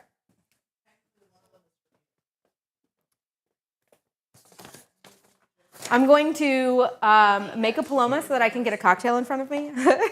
And then we'll move back to our classic Margarita for those of you who are making the classic marg with me so that we can then share that one. Okay, I have a I don't have a task. I have a task for a friend, if anybody would like to take part in a task. Does anybody want to get ice for me from the deep freezer? There's like 3 bags of ice in there. Just grab. Perfect. Pour some ice in. Hi. Next time, Gary, we hide an ice in there. I thought you asked if we wanted to get ice. Yeah. No, but that would have been amazing. But like, Yeah, because you guys haven't been here long enough that it would have frozen. That would have been the perfect iced situation. Dang it. Man, now I am. That would have been great. That would have been great. Do you want to get iced? Slow out.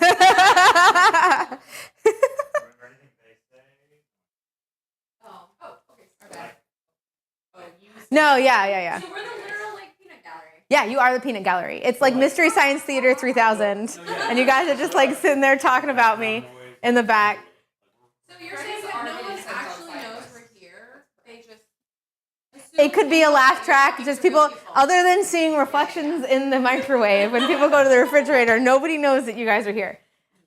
Thank you. You're welcome. Awesome. Okay. He totally was not in frame either, so it just looked like I pulled that out of air. We have ice. We have ice. Okay, so let's make a Paloma. It is time. And essentially, we are going to use this. Okay, let's start from the top. So a classic Paloma is traditionally grapefruit soda, lime juice, and tequila, and that is it. I cannot find grapefruit soda here. Other than Fever Tree, I'm not a huge fan of that grapefruit soda. I think it's a little too sweet.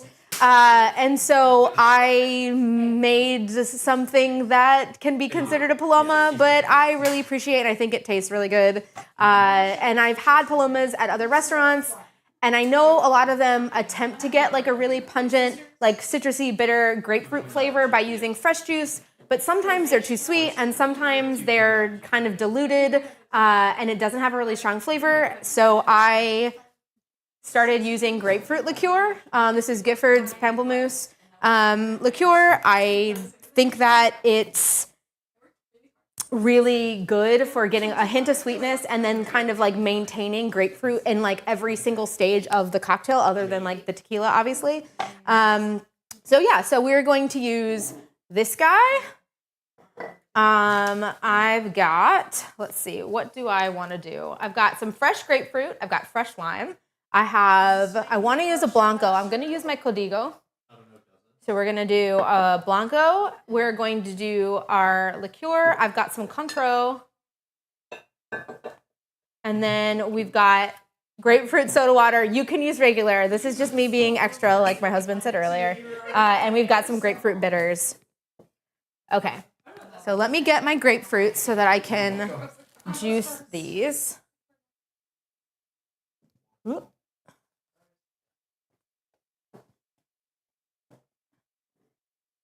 I try, honestly, if you're trying to find grapefruit at the store, you're trying to choose grapefruit, especially now that we're out of citrus season, you'll notice that you'll see a lot of grapefruits that they're really light compared to how big they are.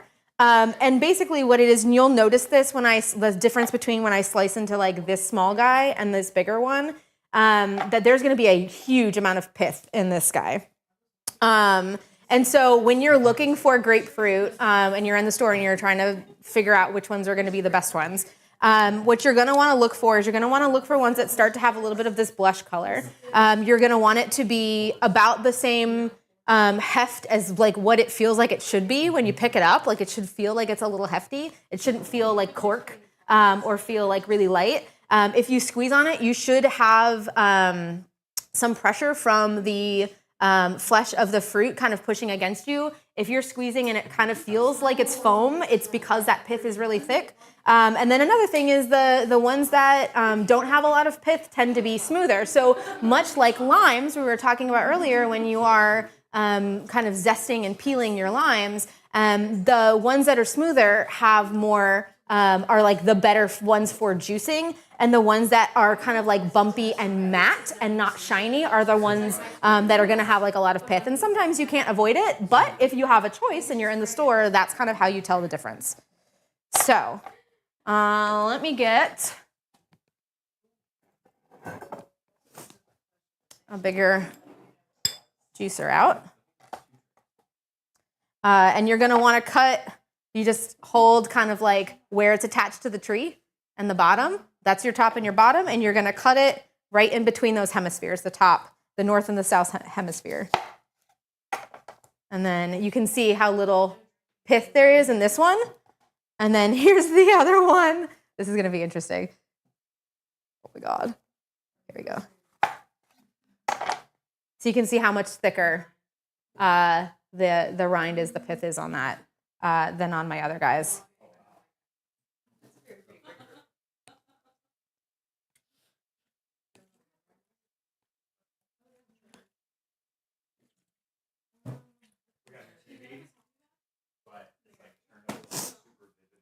So I need 3 ounces of grapefruit juice, which is about 90 milliliters if you're going by volume, or 75 grams if you're going by weight. Really depends. Okay.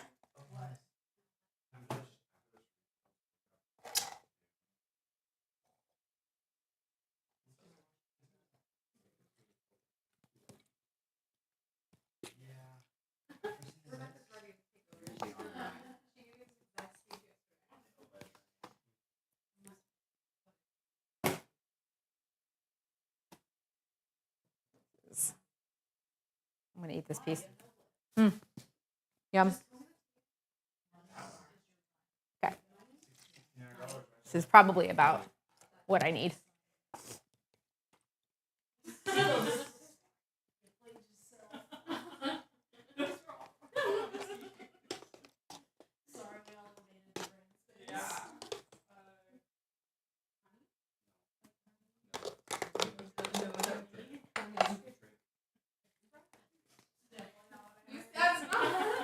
It looks refreshing because it is refreshing. Okay. I think that's probably, I think that looks like more than 3 ounces. So I think we're in a good place.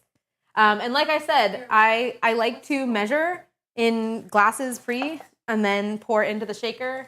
I'm not a bartender. I'm at my house. And I like to be consistent. Aw, she's... My friends say that I'm the bartender when they're here, and that's true. I like to make as many cocktails as I possibly can because it's fun, and I like playing around. Okay, so let's do 3 ounces. Okay. Ooh, maybe not. We're coming out the bottom. There we go.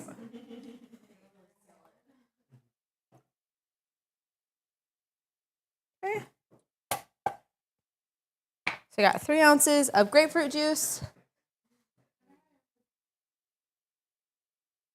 Oh, I've got a garbage can. I'm not throwing food on the floor. That's really funny. No, Chuck just goes, I'll clean it up later. He didn't even hesitate. I swear I'm not throwing things on the floor. That's funny. That's what you want them to think. Oh my God. I am not. I promise I am not.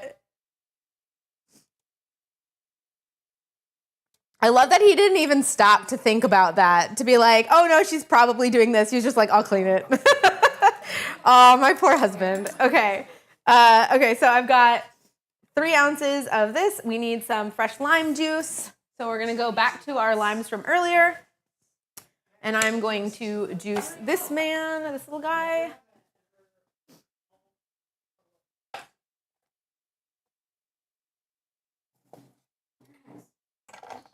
The fun thing is that they're going to juice easier now that they don't have peels because I've peeled them. Why is that? Huh? Why is that? Why do they juice easier when they don't have a peel? Because there's no structure that you have to push against when you're peeling it. Like I can just kind of push right against the reamer and it juices the whole thing.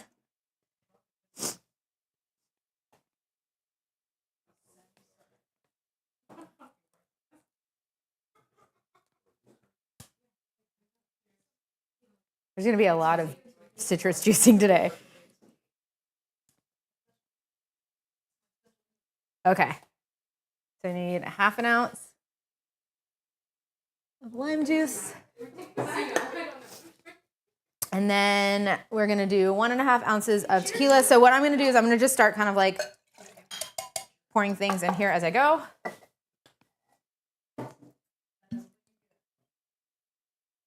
Okay, so we need 1.5 ounces of my Blanco tequila.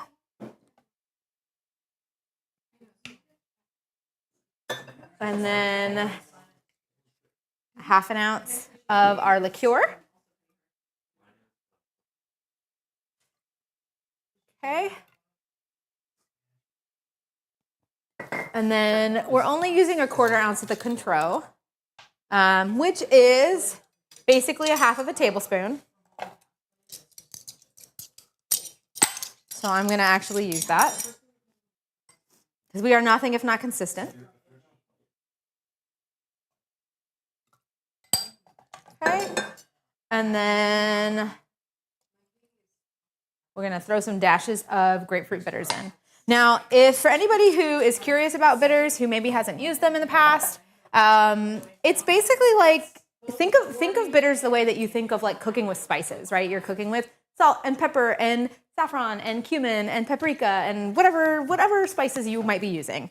Those spices aren't typically like the point of the dish. Usually you have things like onions and garlic and tomato and chicken and like whatever else is like the main point of your dish, but those spices help develop the flavor and help create that flavor profile for your dish. And so bitters can also do that. And so you should kind of play with them the way that you play with spices.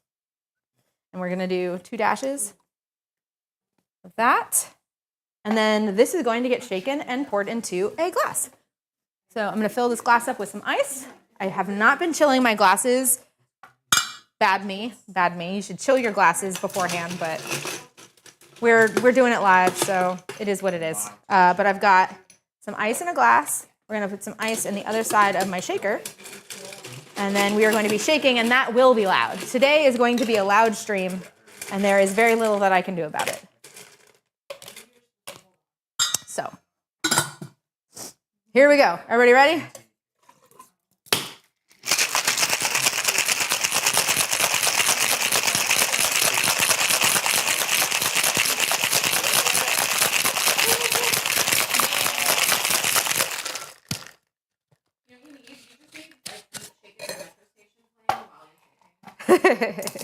Yes.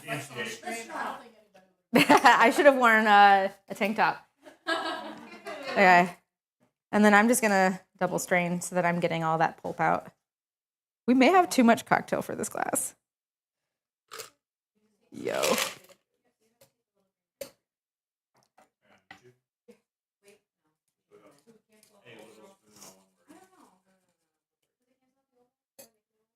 Huh. Well, I put too much ice in it.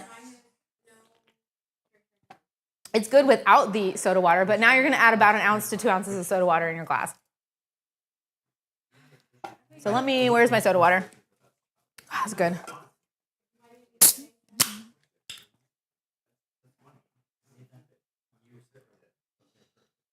Okay. I've had about 1 ounce or so of it. So now we're just going to top with our soda water. And there is your Paloma. Congratulations. We've done it. That's really good. I love it when the recipes turn out well. I guess that's the whole point of development though, right? Here, let's dump this. Yay!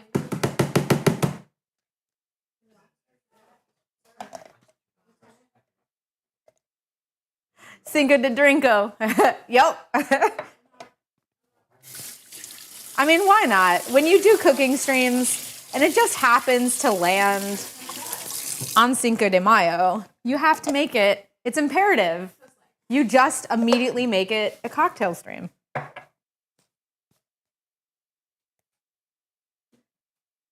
Garnish, lime, grapefruit, either.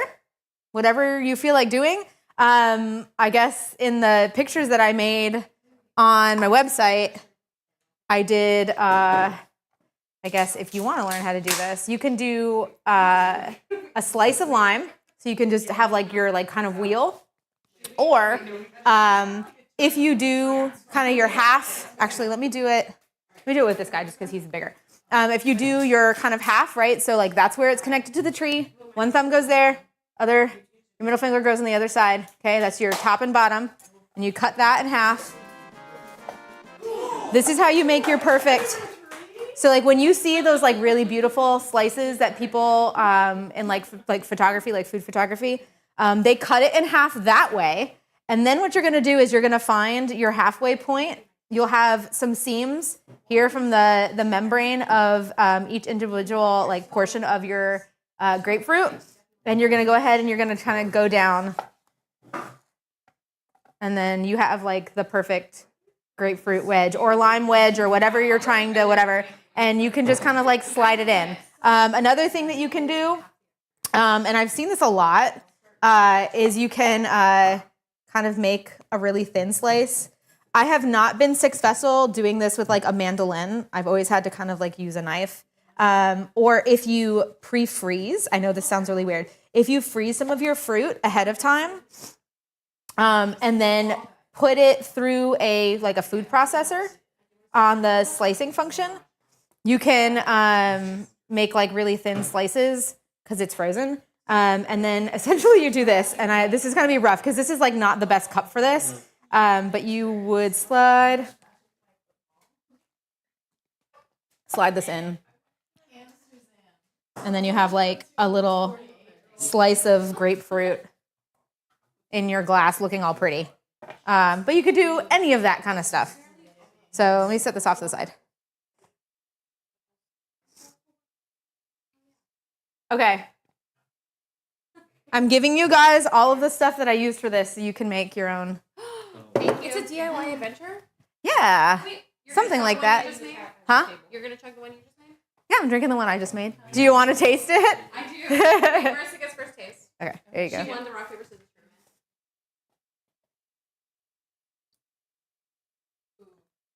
That's refreshing. Okay. Oh, wait, say that again to the mic. That's refreshing. Hey. Okay, so these are all the ingredients. Very good. Very good. And you guys have... We're just passing your drink around. You're just passing my drink around. It's fine. Okay. You have a cocktail shaker that I put on your table. You've got all the ingredients now. Just about how to make it? No, the ingredients are here, and you can use this because I printed you guys off the recipes. Okay. And if you need anything extra, I think I have... Let's see. We're going to let my friends make their own cocktails. Do you want Sponge to recreate on camera for you? No, it's okay. Here's this guy. Thank you, ma'am. And I'll get you some limes as well. Okay. I think I have another citrus juicer.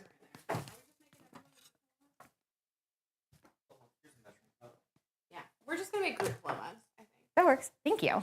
Thank you. Okay. Next cocktail. Just repurpose that into tequila. We're gonna Okay, now I really want to make the marg.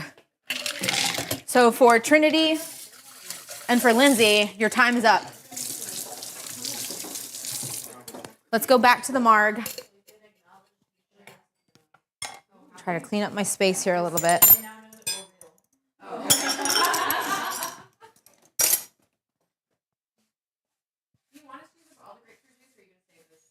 You can use it all.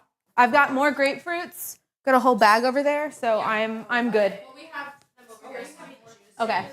So then we also need half ounce. All right. I'm pulling ingredients out so that you guys don't just like I didn't just disappear for no reason. You want another one? There's 3 limes on the table over there. Do you need more? Oh, okay. Thank you. Yep. Carrie, you're so on top of it. It's almost like your mom or something. It's almost like I'm a mom. Kids table, and we have the fidget toys. We're good. Okay, ladies, are you guys doing a salted rim? What are we doing? Salted rim. Yeah. Are we doing salted rim on our margs? Oh, or sugar for a grapefruit. Salt always. I'm salt and tahini. That is my chosen. I have tahini. You guys want tahini? Here. I'm trying to get Rebecca to try it for. There you go. Hell yes. Tahini is chili lime. No, try it for love it. We rimming? Okay, yeah. I want to know. Did Trinity and Lindsay are cooking with me. What are we doing? Salt. We're salting. Okay. So here are my tips on salting. Okay. I suggest that you do not salt the entire rim of the glass. Sometimes you want to just kind of like have salt on one side, and then you can sometimes have no salt, and then kind of go back and forth. That way you're not like stuck, right? It's cleaner. It's easier. You can do salt 2 ways.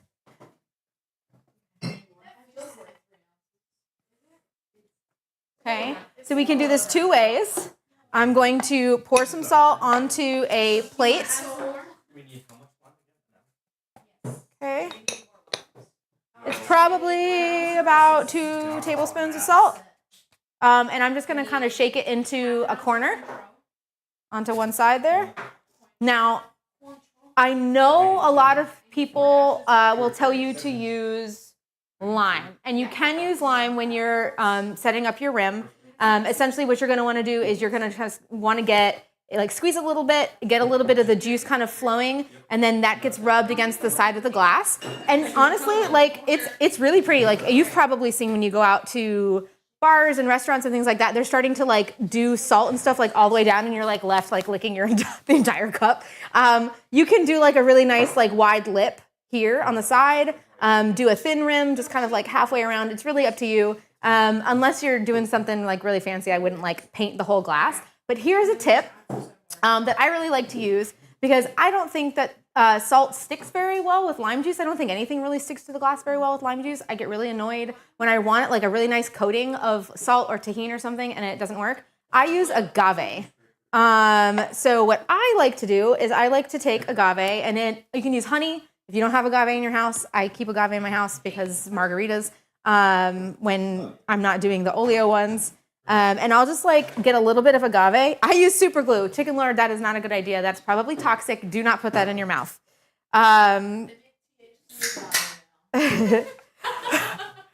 Oh, okay. I'm not going to say what I just heard, but I may use that in the future. Okay.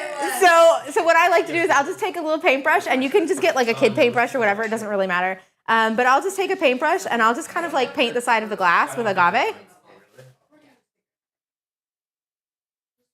So I'm just going to like give it like a nice little happy face and then fill it in.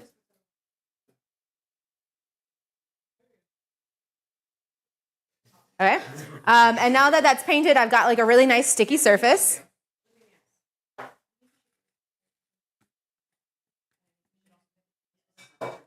And now I've got a really nicely salted glass. And it's not going to fall off as it dries because it's sticky. It's not going anywhere. And I really appreciate this in my cocktails. It makes me really sad when I am trying to rim something, or if I'm at like a friend's house and they're using lime and all the salt starts falling off as you're drinking it. So yes, that is my tip, my trick for this stream.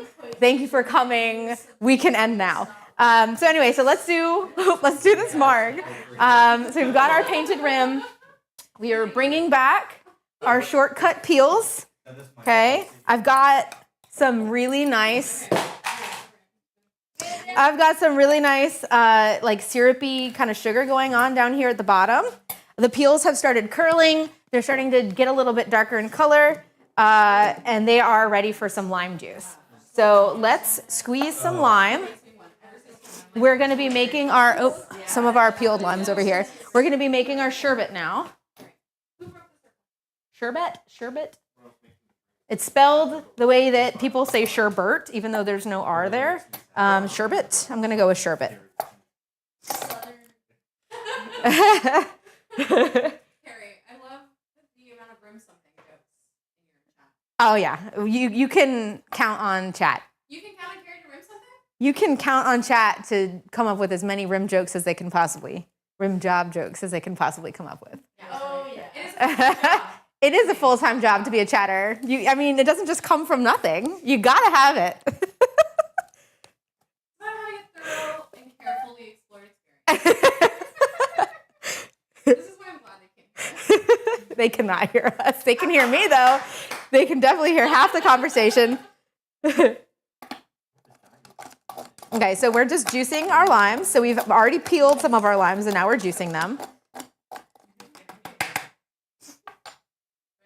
You are a chat full of memers. You are, and I love it.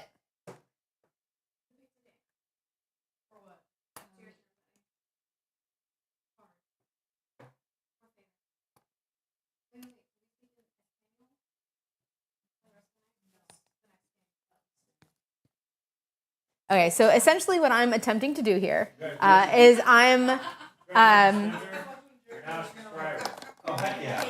am juicing 2 ounces of lime juice. So we're looking for 60 mils by volume of lime juice. It's about, I think, 52 grams, I want to say. Don't quote me on that. I think it's about 52 grams if you're going by weight. So let me get another one of my trusty little guys here. I'm going to do 2 ounces. I don't think I'm there yet. Nope, you need one more lime.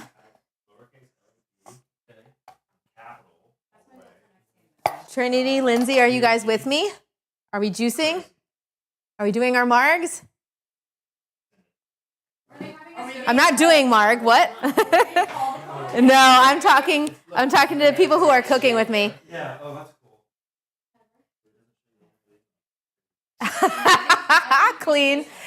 Clean said, I just, hey honey. No, almost. Clean says, I just told my wife about the stream and I know she's making 6 drinks for 4 people. Actually, I have more than 4 people here now. We have a party here now. They're making their own drinks. There are too many.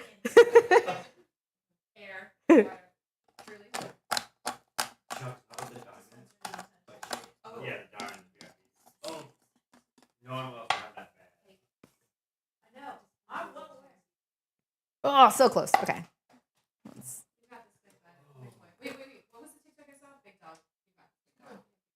You're pre-juiced and ready. Nice. I'm being waited on. I'm getting a workout in this stream.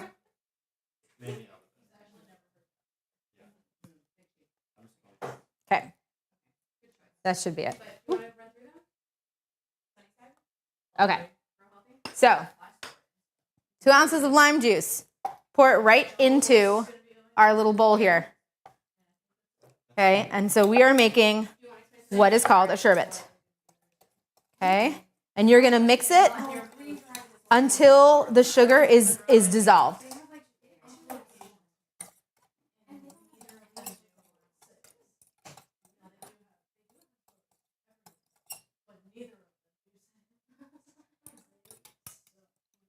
It should dissolve pretty quickly because it's already really kind of softened up and those crystals have already started to dissolve because of all of that lime.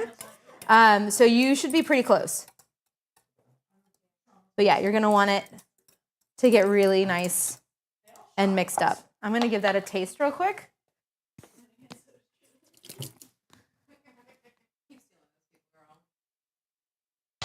That's nice.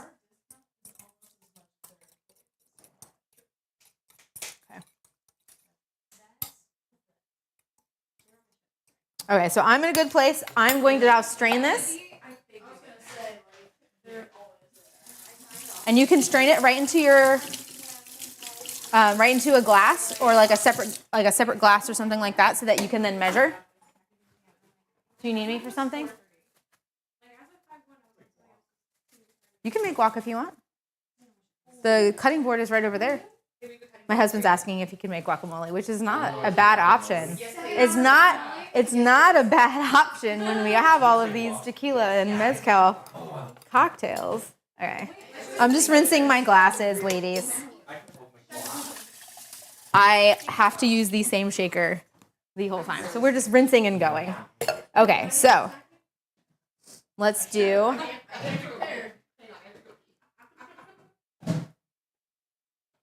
some straining, right? So we're going to strain our syrup out. I'm just going to kind of, at this point, this is now when you can kind of like move around and kind of just like smush your peels a little bit now that they're not like sitting in the liquid. And we're just going to kind of give those a little bit of a mash. Okay. So this is your sherbet here. The cocktail. Now we're going to start building our cocktail. Easy peasy. I'm going to put ice in my glass using this. Using my hands. Why not? You'll notice that the ice is going in and it's banging against the sides of the glass and none of the salt is falling off. Thank you, agave. And then we're going to do 2 ounces of our reposado. I prefer reposados in a margarita. I think it tastes better. I think it's just more flavorful. I appreciate them. I'm using Tres Agaves today. I really like this. I think it's a good, relatively cheap tequila that you can use as a mixer. Honestly, you could sip if you wanted to, but mixer, it's a really nice, just good all-around flavor. It's nice and clean, and I appreciate that. So we need 2 ounces of this guy. If anybody has any questions about tequila, I have lots of tequila. I like talking about tequila. I may or may not be helpful to you in choosing your tequila. Are you going to walk in front of the camera? Go ahead. You can walk in front of the camera if you need to, underneath the camera. Okay. Okay. We got 2 ounces of tequila. Okay. We're going to do a half. I will be, but you can take it for now if you want. I do need the control back. Thank you, ladies. You're so welcome. We need a half an ounce of Cointreau. I prefer Cointreau to Grand Marnier. Grand Marnier is too sweet for me. Cointreau tastes brighter and more orangey and citrusy, and so I prefer it. That is just where I land on my like triple sec-esque stuff. What is the worst tequila? Yeah, Jose is pretty bad. Will Fortaleza ever be available again? It is available if you want to spend double what you originally were paying for it, which I've been priced out of the Fortaleza game, which is very sad. I have friends of mine in California that send me pictures all the time of them buying Fortaleza, and I want to strangle every single one of them, but it's fine because I love them, so I won't do it. But yeah, Fortaleza is probably my all-time favorite tequila. They have a strict supply, and as they got popular, obviously supply dwindled, and so it's really hard to get a hold of. Most of the time, honestly, if you're looking for Fortaleza, go to a tequila bar that you know stocks good tequila. Fortaleza is first shipping to restaurants and retail space, or like to restaurants, and then shipping to retail spaces. So if you're just looking to like have a sip and not take a bottle home, you can probably find it in a restaurant before you find it in a store. But West Coast is going to have it over East Coast. East Coast is kind of SOL. But you know, really large cities might have it in specialty liquor stores and stuff like that. Yeah, I'm sad about it. I'm really sad about it. Have I ever tried Creole Shrub? I've not tried a Creole Shrub. Have them mail it to you. I don't know if sip tequila. I've never tried that. Sipping tequila is great.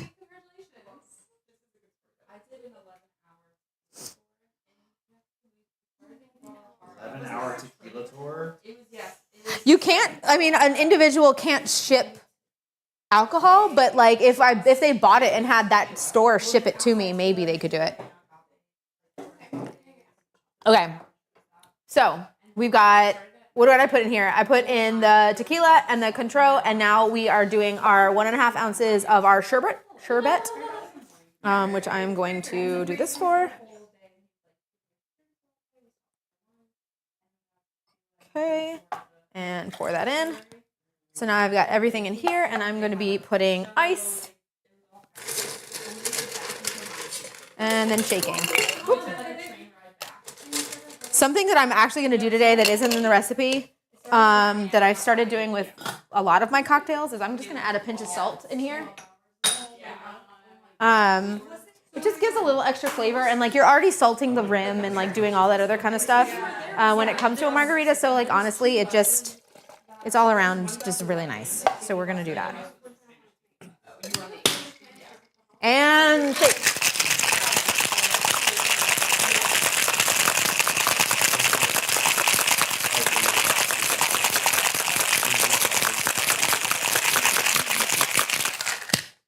The last time that I tried to ship alcohol to a friend, they opened the box, drank it, and then shipped the empty bottles to her. UPS. It was not great. I was mad about it. Yeah, they drank the alcohol and then put the empty bottles back in the box. Okie dokie. Fallout. No, it's not. I just said it, and then it reminded me of Fallout. And there's our marg. Oh, man. God, that's nice. Mm-hmm. That's a good marg. Are they allowed to do that? No, they're not allowed to drink it. They're allowed to confiscate the alcohol, but they're not allowed to drink it. Did anybody want a sip of the marg? Yes. There you go. It's just this lime margarita. Plain margarita. Okay. So let's do, I guess I can show you guys this now, that these have been sitting for a while. So if you remember, when we were making our oleo at the beginning and I kind of like knocked it and it sounded like a brick.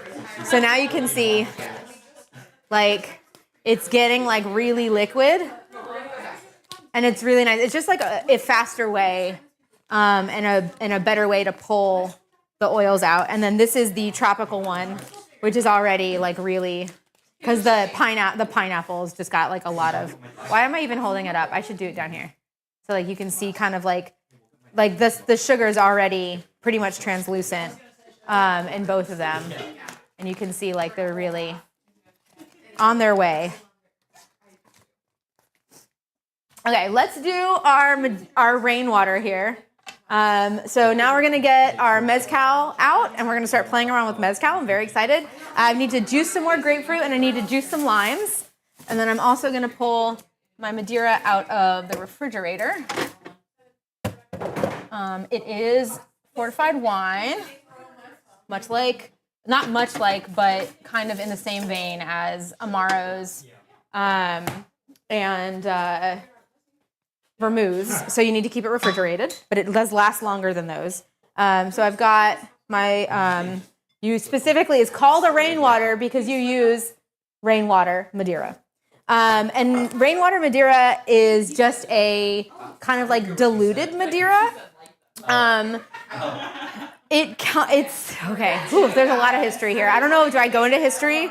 It's called rainwater because rainwater used to get into the casks on the boat, and it would kind of like expand all of that wood and kind of dilute and like let off some of that flavor, and that's where they got the name rainwater Madeira from. And sure, fine. So basically, we are going to be moving on now that I just did that. I feel a little weird about that one. Let's do 2 ounces of grapefruit juice, a half an ounce of lime. I'm using the Vida, Del Maguey Vida Clásico. This is mezcal. I really like Del Maguey. I think they have some excellent cocktails. They do single origin mezcals. They do single origin mezcals that can be really fun. And I specifically like keep the Vida de Muertos, and then I keep the Clásico in my house almost at all times, and use them a lot. So this is the Clásico, is the one that goes into this cocktail. Friends. Clásico is the one that goes into this cocktail. And also we are gonna add a little bit of falernum.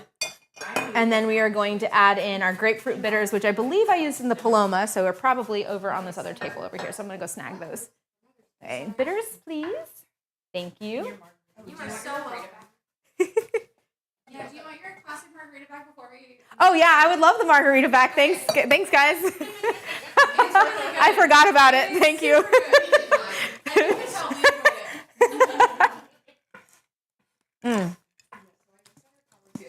Lindsay, what'd you think of the marg? Did you like it?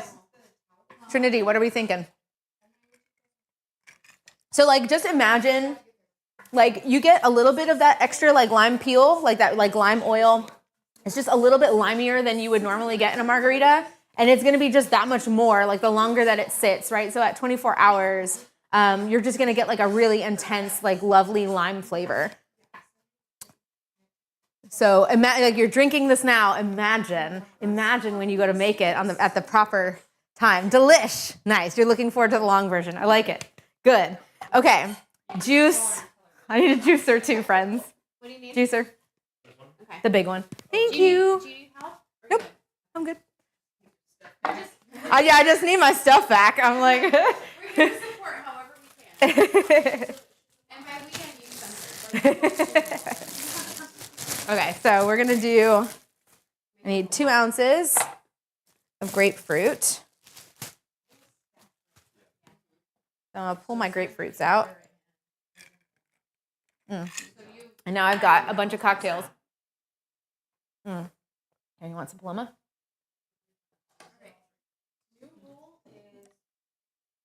My favorite one. It's so good. Okay.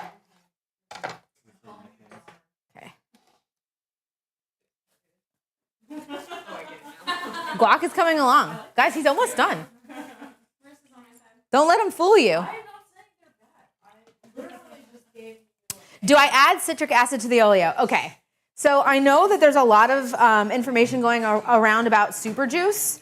I've never made it before. I am very interested in it, but you need malic acid and you need citric acid, and I have not got around to buying malic acid. So it is something that I do want to try. It is something that I would love to write about. I just haven't gotten to it.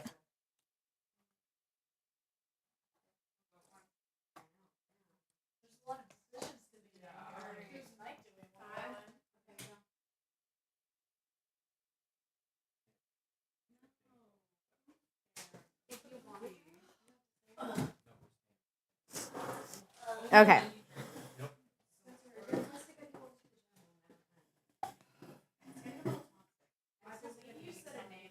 Okay, so 2 ounces. 2 shots, yeah, 2 shots of grapefruit juice. Okay, and we also are gonna need some lime juice, and now I do need this. So let's grab some of our limes that we've pre-peeled. We're gonna keep using those limes.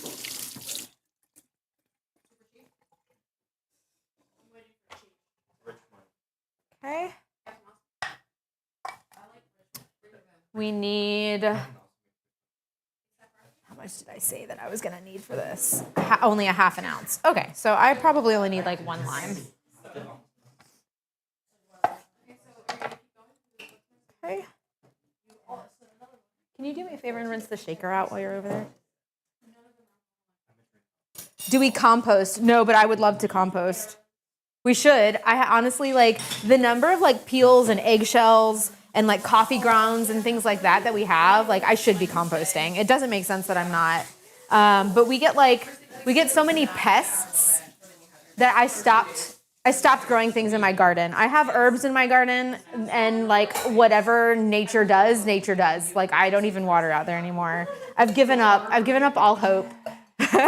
Our pests are horrible. I had a mole come in last year and dig my garden up 3 times, like in its entirety. I can't believe I got any fruits and vegetables and stuff out of it last year, to be honest.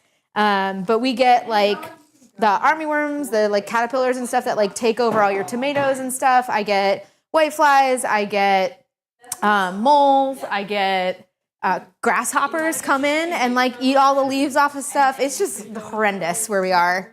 So I've given up. They just feed it to the alligators. No.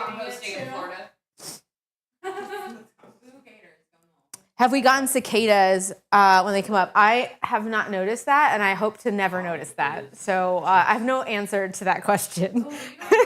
I hope not. All right, so we need a half an ounce of lime juice. Okay. And then I'm going to go in with some of our alcohols. Ugh. I need a half an ounce of our Madeira. Oops, I put a little bit more than that. That's okay. I'm still going to drink it. Oh no, how horrible. Oh my God, a little bit too much Madeira in this cocktail. It's the worst thing ever. Okay, and then we've got an ounce and a half. Too strong. Too much. An ounce and a half of this. So we're going to come all the way up to our 5 ounce pour here. Okay.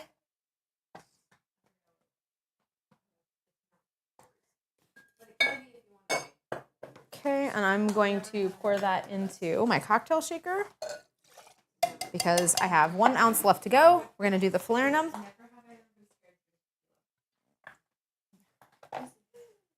Okay, we got 1 ounce of falernum. This is acting kind of as our simple syrup.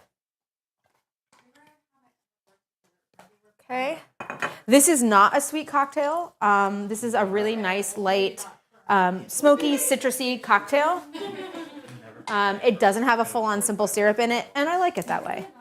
And then we've got some grapefruit bitters, and we're going to do 2 to 3 dashes of this guy.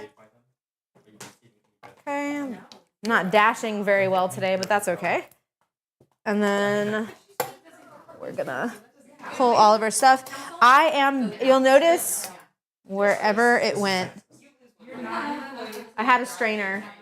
I've been double straining the whole time. Oh, it's right here. I've been double straining all of my cocktails, or most of my cocktails with citrus in them. And I will be double straining some of my other stuff later. It's not as important when you're like pouring a cocktail into a glass that already has like ice in it.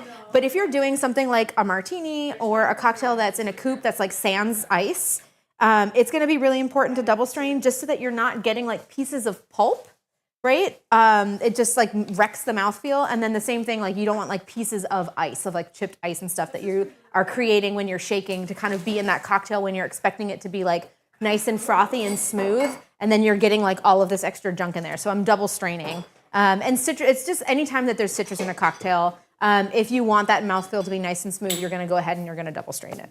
So that's where that's kind of coming from. Okay. So we're gonna use a funky glass for this one, because why not? So I've got this guy here. Let's get some ice in here for shaking.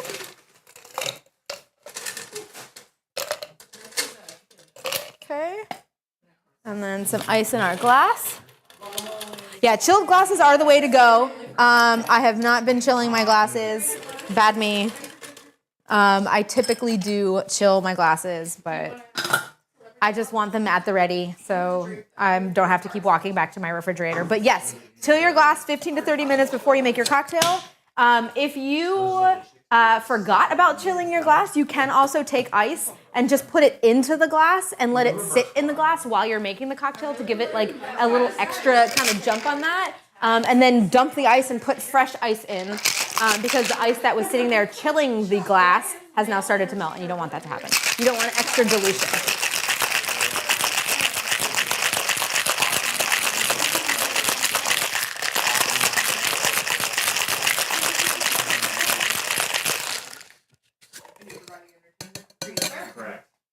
Okay. Oh, I love this. This smells really good. Okay. So we're going to go ahead and double strain into this guy, which is going to be too much. Woo. There we go. Mm. It makes me happy. The comments or the drink? Oh, I'm not listening to you guys at all. Oh. Huh? Is that the ginger one? This is the Rainwater one. We haven't gotten to the tropical Marg yet. We were also like, you know how soothing you were. Aw. There you go. Do I get my rating live on camera? You can. Your hand was on Your screen. hand is twitching. Yeah, you made it. Okay. Oh, that's... You want to make that noise into the mic? She's in the stream. That's Rachel. Oh no, she's been perceived. This is really good. There you go. Yep. Okay, thanks. We're gonna pour the rest of it. Yeah, I didn't realize it was. So. Yeah. It's okay. You moonwalk your way out? Is that what you said?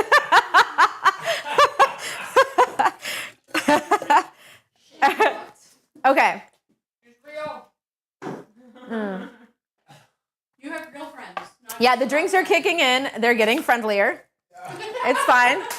We're approaching the edge of the enclosure. Hey, that Rainwater was really good though. Mezcal, right? Yeah, Mezcal. Yeah. Okay. What should we do next? We've got berries and we've got the tropical Marg. Berry jalapeno? No, it's also Mezcal. Okay, I want. It's the Shrub. I want the tropical one next.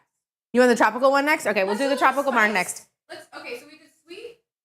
Yes, the next one has some heat. The next one is heat. Tart, smoky, spicy, Okay. sweet. Okay, so we'll do our tropical marg next. And it was fucking delicious.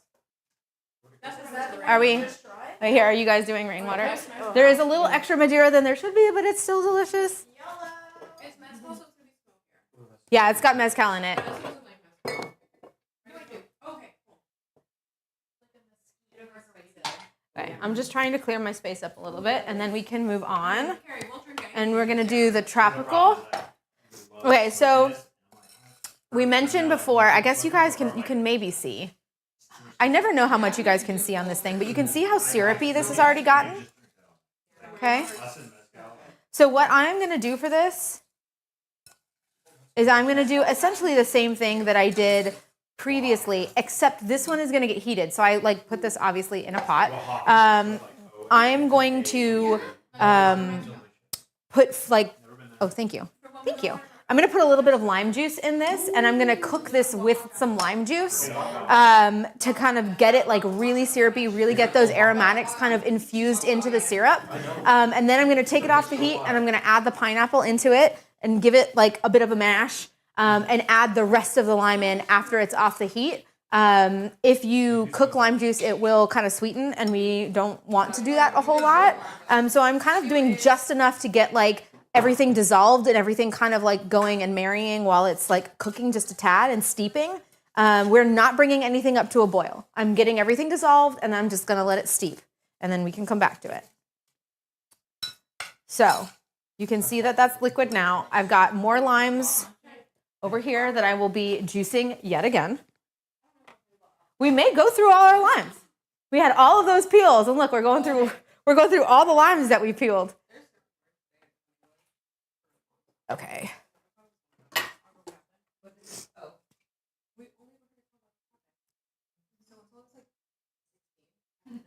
Does anybody have any questions? From you? You friends can have questions too? Yeah. What are we making infused? Okay, so this is the tropical. This is agave right now. Wait, what do you want? Agave? She's joking. Oh. For real, the Paloma is probably my favorite. Yeah. The Paloma is so good. That's true. You don't like grapefruit. That is weird. That's weird. That is weird. Paloma is a favorite for sure. Yeah. Yeah. That Rainwater though takes me back. Yeah. I love it. It's so. I miss Cocinero's Rainwater. I wish their spicy Paloma they got rid of too, and it just makes me really sad that they get rid of all of it because they try. So like, okay, so we have like a local place that does like, they have a really good cocktail menu, and they like to change it up a lot, and they've really, really leaned into like tiki cocktails, and so everything has rum, and everything has gotten like really sweet, and I miss a lot of like the smokier, citrusy, like lighter, fresher cocktails that they used to have. Maybe one day they will bring them back. My fingers are crossed. Until then, I will make their old cocktails at home, and that's kind of just where I've landed. So, What's your other favorite drink to make with mezcal? Mine is your old fashioned. yeah, the Oaxaca old fashioned. I forgot about that guy. I even have a little thing back there. Okay, we should probably start on the syrup for that. Yeah. Okay, I'm going to get into syrups now. So let's start doing. I do still have to juice limes. I am also going to have to do lemons because we have a lemon syrup that we're going to be making for that. Yeah, we'll be good. Thank you. Okay, so let's see. What do I feel like doing first? Let's do, yeah. Let's do the lime juice and get this tropical steeping, and then get our Oaxaca old-fashioned syrup going. We have a lemon syrup that we're going to be making, a lemon rich simple syrup. Rich simple syrup is a 2-to-1 sugar to water, and a simple syrup is a 1-to-1. So basically, it's just extra thick syrup. So we're going to go ahead and get our lime juice going wherever that is. Okay. Let's do this.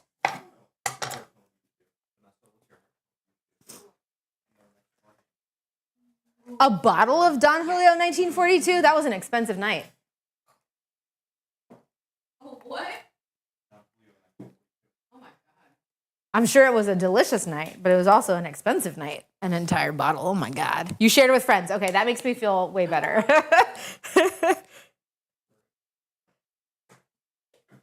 If you ever need another taste tester for food or drinks, you work for free. Do you live close to me? Because I would take you up on that, to be honest. I need more tasters.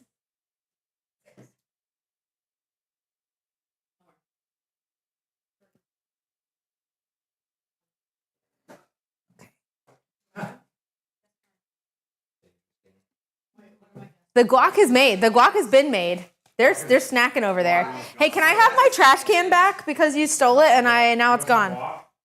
No, I'm okay, but I would very much like my trash can back because I've just got like pieces of fruit all over the place. Thank you.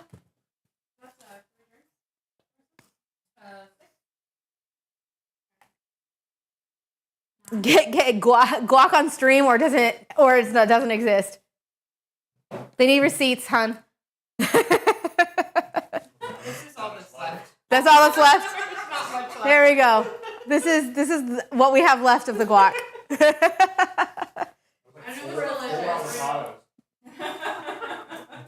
No, he can't. Nobody. See, here's the thing, though. Is it's a cook along. So if I have other people doing tasks, then people can't cook along with me, right? Yeah. Well, that's why like, everybody's asking. All of my friends are asking me if they can help. I'm like, no. I would normally put you to work and have you do all of this.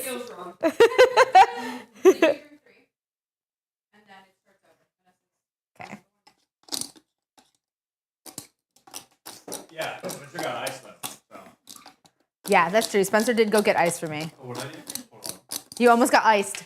How do I get ice? Like. He does it. We missed it. We messed up on that one. Okay. Okay, so I've got my lime juice. And what I'm going to be doing, so this makes 4 ounces of syrup.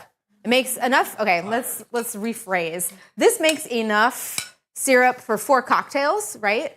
So you need 30 milliliters by volume for each cocktail. It makes 4 of those. And so what I'm going to be doing is I'm going to just put 1 30 milliliter, 1 ounce of lime juice into this. Just enough so that I can get some actual like liquid in here. Here we go. And I can get this cooking. And I'm going to go ahead and I'm going to turn my stovetop on. Have my induction cooktop back here. And I'm just going to let that, I'm going to stick that at like medium-high heat. Medium-high heat. And I'm going to let that come up to temperature and let the sugar start dissolving. And then we're also going to get our rich simple syrup ready for our Oaxaca Old Fashions. And so that is going to take, let's see, where are you? Right here. We've got the zest of a lemon, 50 grams of granulated sugar, and 30 milliliters of lemon juice. So let's go ahead and get a little bowl for that. And so the way that this one is going to work, you remember I was saying like try not to mash or agitate the lime peels. Lime peels are super, super bitter. Lemon and orange don't quite have that problem. So you may have noticed if you are like doom scrolling the internet and you come across recipes for like orange or lemon cakes or something like that, or cookies, where somebody will literally zest citrus into sugar and then kind of mash it around with their fingers. That is what I'm going to be doing here so that I can pull some of those oils out of the peel. And then you're going to get a little bit of the zest, you're going to get a little bit of sugar, and you're going to get a little bit of that lemon juice, and it's going to be a really, really nice syrup. It's super easy to come together, and it's honestly like, it's just like, it's so easy. It's the easiest way to get the most flavor. So let me grab my microplane here. If you have like a box grater or something like that, you're just going to use the zest side. So we're just doing the zest of 1 lemon.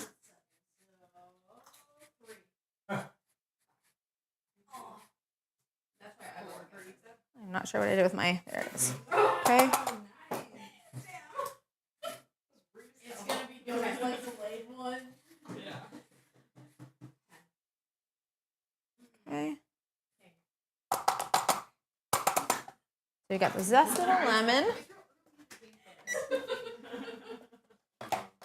We're gonna need our sugar. So we got 50 grams of granulated sugar.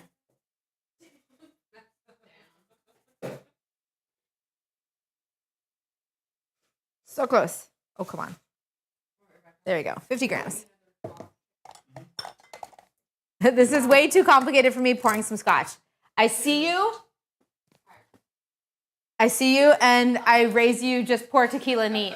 Or like tequila on the rocks, and just stick. Because you're crazy. No, What no. would you drink neat? Almost everything that I have here, I would drink neat. Which one's your favorite? There's a bottle in there that I do not have out. That is my favorite. The one from Cannon Beach Distillery. Spirits derived from agave, because it's not from Tequila, Mexico, so you can't call it tequila. Because you can't call Kendall Jenner's tequila either. Okay. So we've got our syrup here. It just heated through. I'm trying to figure out where I'm supposed to be. There we go. So you can see I've got just like a nice like syrupy kind of texture made. I'm gonna set this aside and just let that like steep for a little bit, and then we're gonna go ahead and we're gonna throw our pineapples in. After that, actually, I may put this in the refrigerator. I'm gonna move it to the refrigerator just to speed things along. So we're gonna let that sit and let that chill. And then we'll put the pineapple in that in a second. We've got another pot here that I'm gonna be using. I'm gonna be using for my rich simple syrup from my Oaxaca Old Fashioned. Okay. And what I'm going to do is I put it into a really deep pot, so you can't really see much. But basically what I'm doing is I'm just going to take it and I'm just going to kind of push the lemon peels and the sugar together like this and just kind of move everything together, pinch it and move it until you've got all of that kind of nice and sandy, just like before. You're still going for that same sandy texture. Okay. There we go. So you can see it's almost like turning like a yellow color. It's like nice and sandy, and it's turning kind of like yellowy. So that's what you're looking for. And then we're going to add in a little bit of lemon juice. Okay.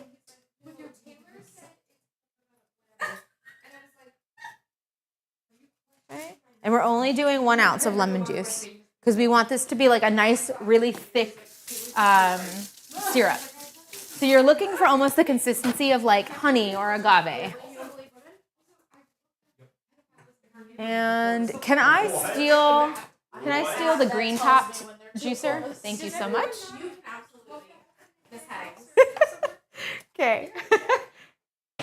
Carrie, listen, you need anything, you just let us know. You got it. I will let you know if I need anything. And by we, I mean this one. Yeah. Officer.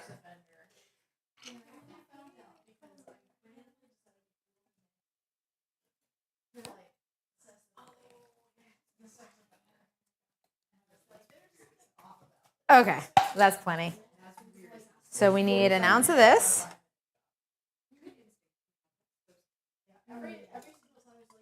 Okay. And this is going to go right into our pot here. And then we're just going to turn it into a syrup. So stovetop's going on, doing the same thing, kind of like a medium high. Just until that sugar dissolves. Come in here with a spatula. So I can kind of move it around a little bit.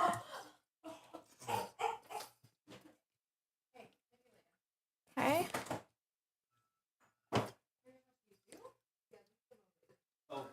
nice and simple.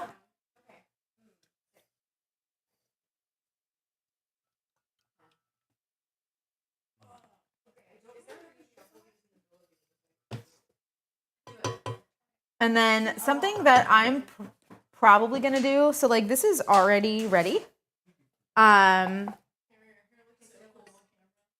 Thank you. I really like the hair color. It's really fun. I love the royal blue. It's very good. I really like the blue. Yeah. I'm glad I went back to blue. So this is already where I want it. So I've already got that dissolved. But what I'm going to do today is I'm going to do something a little special. And this is in the notes for the recipe online.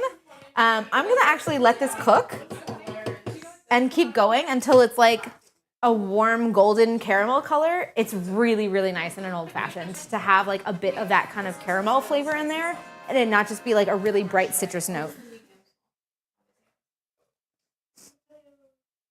Okay, so let's do some more. I think I ate all the pineapple that I cut up earlier. So let's cut up another 80 grams of pineapple.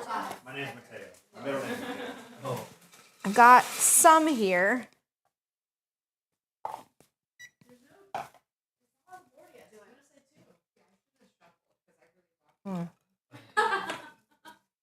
So good. Okay, so that's the rainwater. What's next? Do we wait for the spicy pineapple tropical margarita? Or are we doing wait, we want to do the blueberry? Not shandy. Which one are you doing now? Right now I have the tropical marg going, and then I also have the Oaxaca old fashioned going, and I have the berry. I think the shrub is going to be like the last one that I do. Make drinks with you, so we're just trying to. Oh, okay. Okay. I think we're gonna make a classic lime. Got it. I like it. Yes. No, Chuck can. I can get it. There you go. Yeah, Spencer, you've got two men here, and then you have great legs. Okay. That was just Um, out loud. check on this guy. Chuck, you're doing this intro. Okay. So now we've got our syrup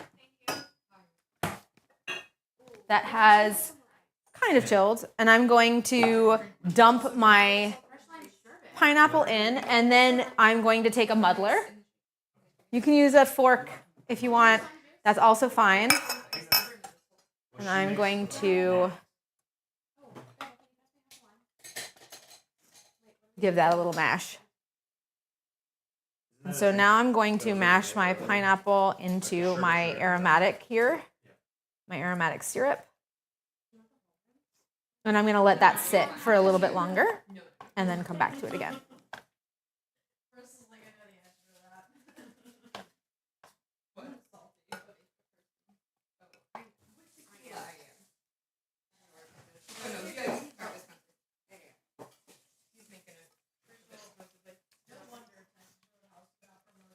I'm feeling like I want a little extra pineapple. I'm going to add some more. Just for funsies. So personally, I think last night did the best. We're going to do 2 more slices. Wait.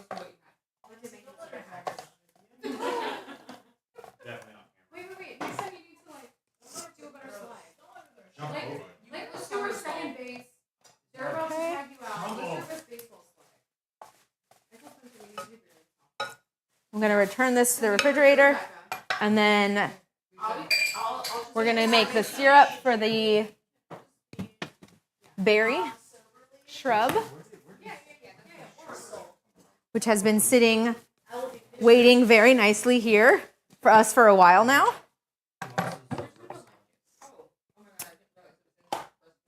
So what I'm going to do is I'm going to actually take my muddler, that same muddler that we just used, and I'm going to squish down all the berries in here, and I'm going to get some of these juices going. The bottom of the bag.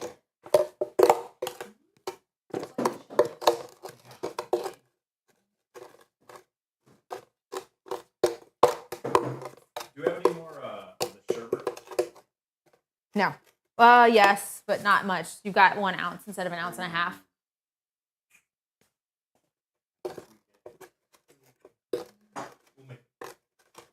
if they wanted to make any of what the berry, I've got some of the shrub already in the refrigerator. So you can see now I've got kind of my muddled mixture here, and I'm going to send that through the blender. And I'm just going to pulse it a couple times. Like I'm not doing anything insane.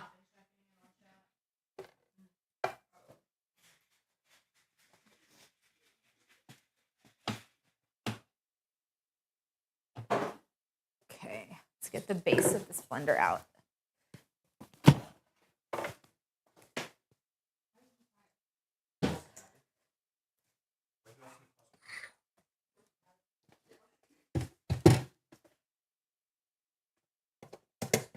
Okay.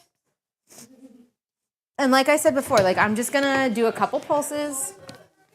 We're not doing anything crazy.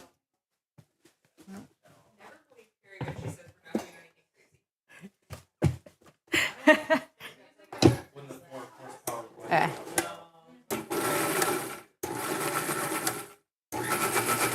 I just really want to get the juices going without like really mashing up the seeds. Okay, and that's it.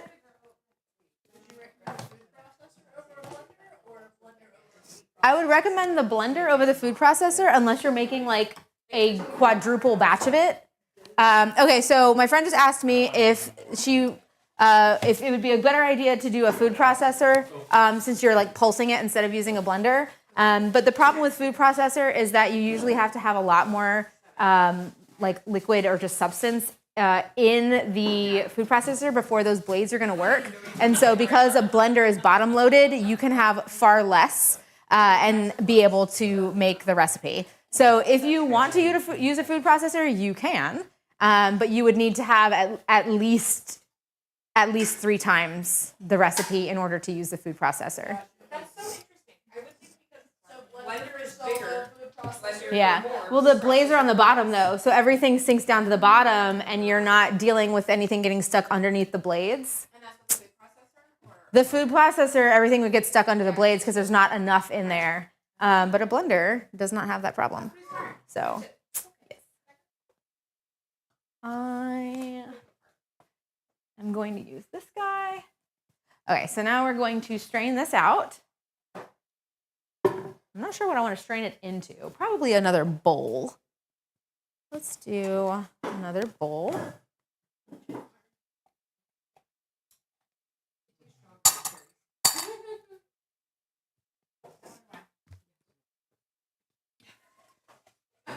Got my syrup still going. It's getting really nice and thick, and I'm getting very happy with it. Okay, so I think I might stop there. Let's show you guys by moving this out of the way. There you go. So you can see, maybe that's kind of like a really deep yellow color. It was not that before, and I'm going to stop that there, and that is going to be my syrup for my Oaxaca Old Fashioned. And now we are going to do our syrup for our Mezcal Shrub cocktail.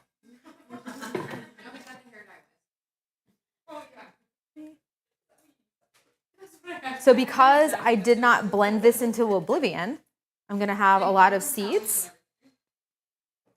And I want to make sure that we're straining that out. Like, it almost does not matter like what you're doing when it comes to like using berries. Like, you should always be straining out your syrups because you're going to get like, you know, the outside of the berries, like the skin of the berries, you're going to be getting pits and seeds and all sorts of stuff. And so you want to make sure that you are straining out your liquids so that your syrups, so that they are nice and smooth.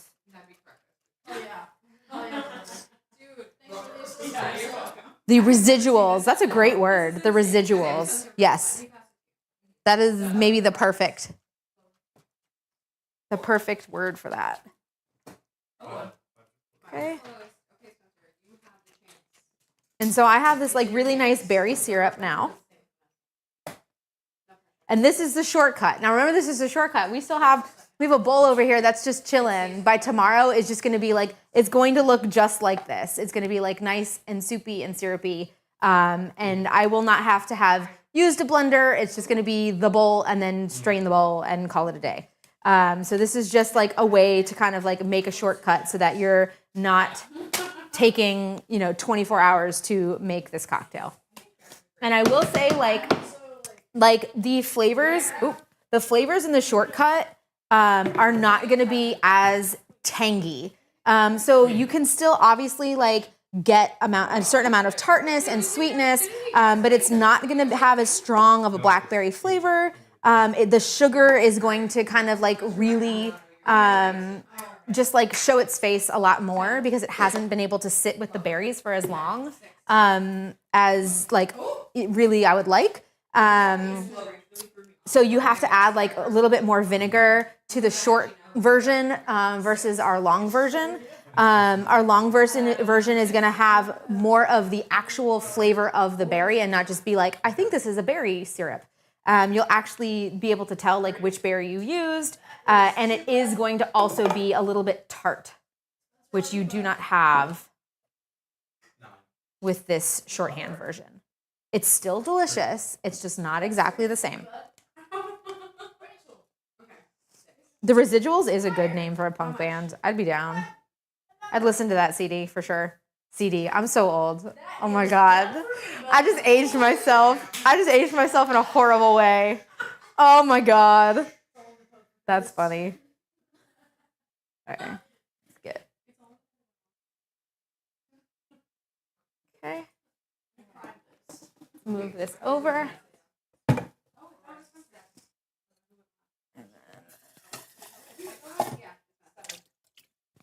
I'm just rinsing my shaker and the strainer that I use when I double strain so that I don't have any other flavors in here when I go to make my cocktails.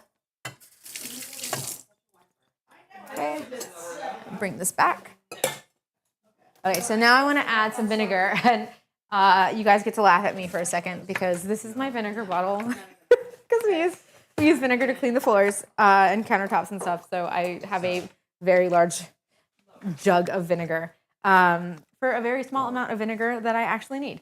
So I'm going to be adding 2, maybe 3 tablespoons. If I can find my tablespoon. I think I put it away. I did. Of vinegar to this.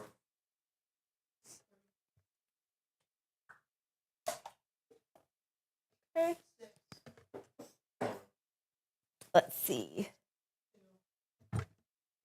So because it's not sitting for as long, it is a little bit, like I said, sweeter. And so a little bit more vinegar in this versus in the long form version of this syrup. And this is kind of, again, like a shrub is like a drinking vinegar. It's like a fruited drinking vinegar.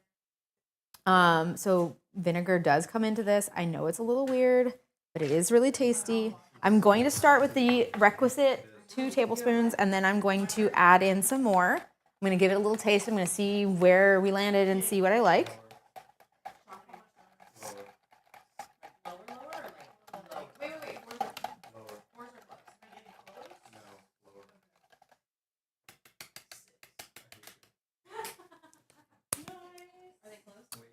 Still too sweet.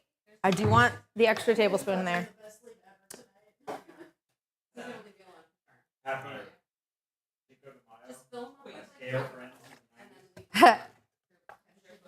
I like it.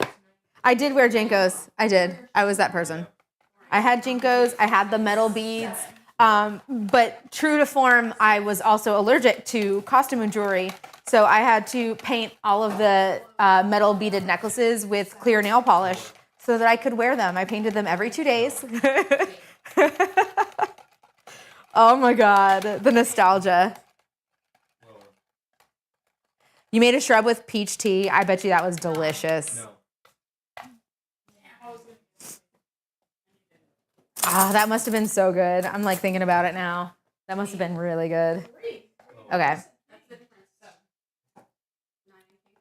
Okay, so that's perfect. So what I'm tasting, right? Because you obviously aren't in here. I don't know what kind of berries you have access to.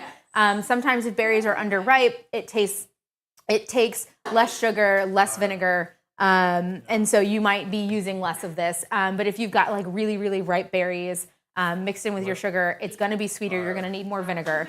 So like 2 tablespoons is a great place to start with your full recipe set for 24 hours. If you're doing the short form, 2.5 tablespoons, maybe 3 is a great place to kind of sit. But you're going to want to feel the vinegar, the acid from the vinegar. You're going to want it to hit the front of your tongue, and you're going to want to feel it all the way in the back of your mouth. It's not going to be just kind of a front mouth like, ooh, it's a little bit tart, a little like I can taste it. You're going to taste it. You can taste it. The second you put vinegar in anything, you can taste it. So you're going to know, and you're going to taste it right at the beginning, but you want it to hit all the way to the back of your mouth, and that's when you know that you've got it in the place that you want it to be for this cocktail. So now we've got this done. I've got this syrup.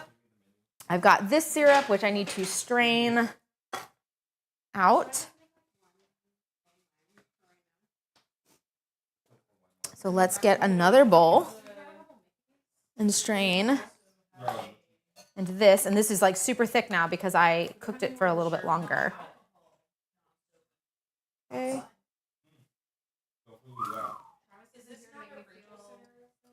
Okay.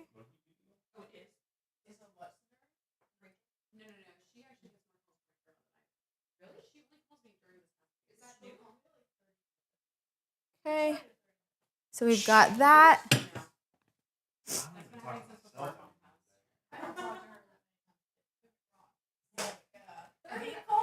And again, I'm straining out the zest that we put in before. Again, mouthfeel. I don't want random pieces of zest to be in your old fashioned, especially because you're drinking it, like just on the rocks, right? It's basically just liquor and like a touch of syrup. And I in no way, and some bitters, I no way want you to have like pieces of zest in that. That would just not be great. So that's why we are doing this. Okay. Rinse this guy.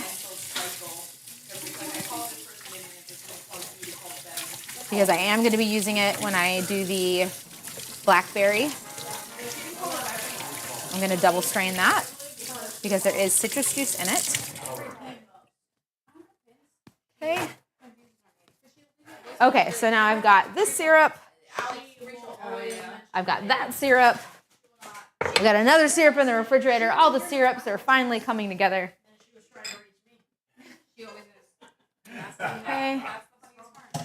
Let's grab that out of the refrigerator, and we are going to also strain this one out into another bowl. Yet another bowl. Grab the strainer. Yes. Which Margarita song? There are a lot.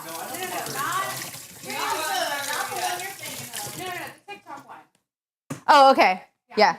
Okay. We've had this conversation. I knew you knew this. But this one you never heard of it. No, I have. It's the last summer. Yeah. So much time.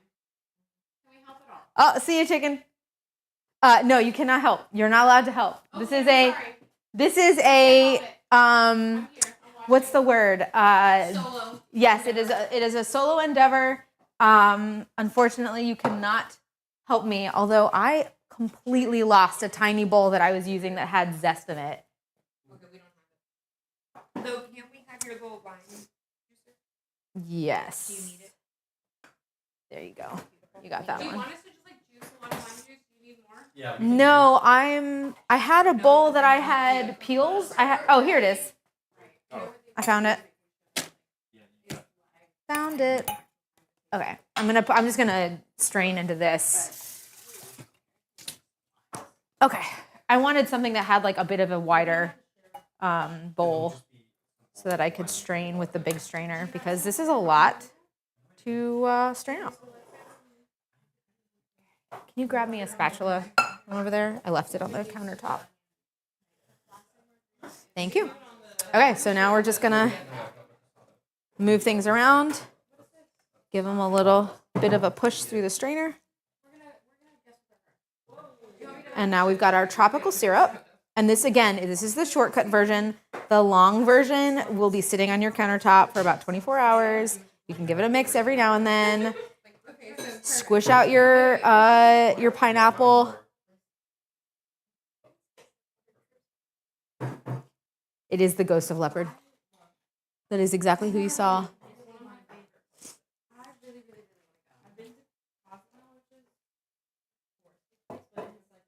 Okay. Almost done. Okay, we've got 3 more cocktails to make, and then we're done, ladies and gents. 3 more? Well, I just need to put them together. All the syrups are done. Cocktails themselves don't take very long. It's the syrups that are part of the whole thing. All right. Let me give this a taste, because I'm curious. That's really nice. Oh my gosh, that's really nice. Okay. I've got ginger, I've got lemongrass, I've got citrus. The pineapple is really forward. It's great. Great. Cool. Okay. I'm going to now just like move things aside.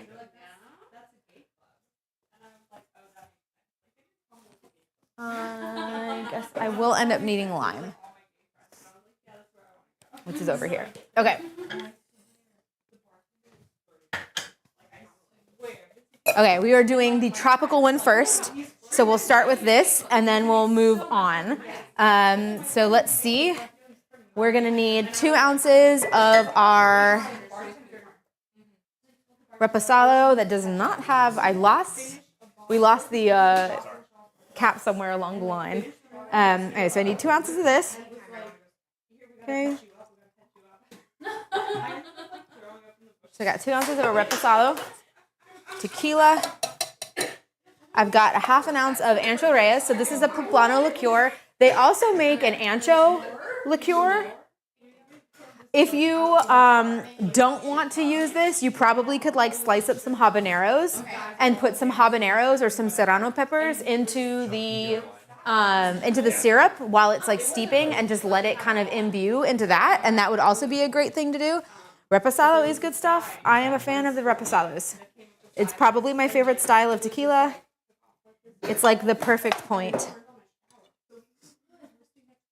How much is shipping on my concoctions? I'm not allowed to ship alcohol, unfortunately. Not allowed. Okay, so we've got the Poblano liqueur, we've got the tequila. We are moving into our syrup. We've got 1 ounce of syrup, and I am honestly not sure if I can, let's see, I'm not sure I can do this. Woo, we did it, cool. Okay, we got 1 ounce of that. Set that off to the side, that is done with. And then we need some lime juice. I need 1 ounce of lime juice. This is lemon. Can I have the, I need that back. Yes. You're getting yoinked. Thank you. Thanks. Okay. I stole it. You can have it back when I'm done. It's the only thing that needs lime juice. So as soon as I'm done with this, you guys can have it back. I'm excited to taste whatever you make next, Carrie. Actually, you know what? Is this lemon juice or lime juice? Lime juice. Oh, this is lemon. This is lemon. Sorry. I thought it was lemon. I figured I'd double check just in case I could give it back. To help.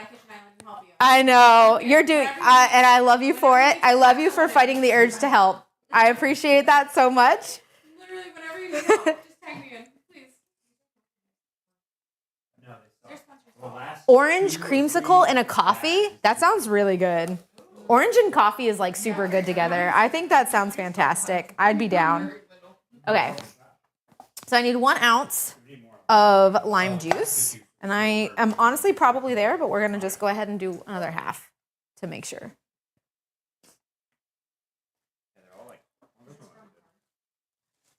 Oh.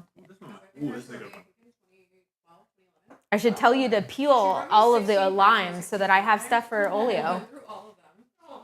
More Oleo? Yeah, of course I'm making more Oleo. What are you talking about? Not for now, for later. Oh. Come on, you can never have have too much Oleo. That's where I was going for. I need a spoon.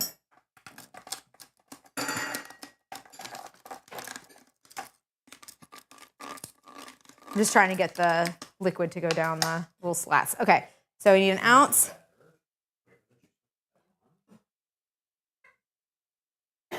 Okay, there, with almost the same amount of lime juice you started with. Okay, so we've got our ounce of lime juice, and then it's gonna go right in. There we go. And now let's grab ourselves a glass. So we've got our glass here. I'm gonna put some ice in there. Oh wait, we're rimming this. We're rimming this with tahini. What am I even doing? What am I doing it? What am I even doing? This needs tahini. This needs tahini. I almost failed just then, guys. I can't fail you. Okay. You have some. Oh, good. You have the open one. I have another one, but I figured. Okay. So same situation. We've got a glass. I've got a little paintbrush. God, I feel like an artiste. You know, like why not? You know what? We're gonna do a little rectangle on this one. It is. But like it's honestly better. You say extra, I say better. We're gonna do a little rectangle. I'm just gonna paint it. It's extra that I'm having to make these lines perfect because, you know, whatever. I'm an artiste. There you go. Okay, so we've got our agave. Set this off to the side. And go right into our tahini.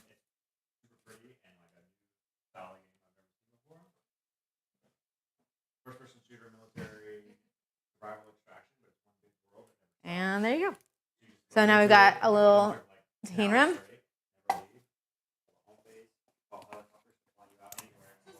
And we're gonna do ice. In the glass. Ice in our. And pour. And shake.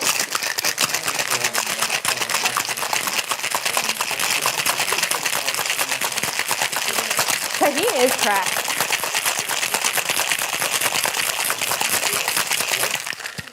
Tahini is absolutely crack. I have mango over there. I really like putting, cutting up mango and having like slices of mango and putting tahini on to mango. It's so good.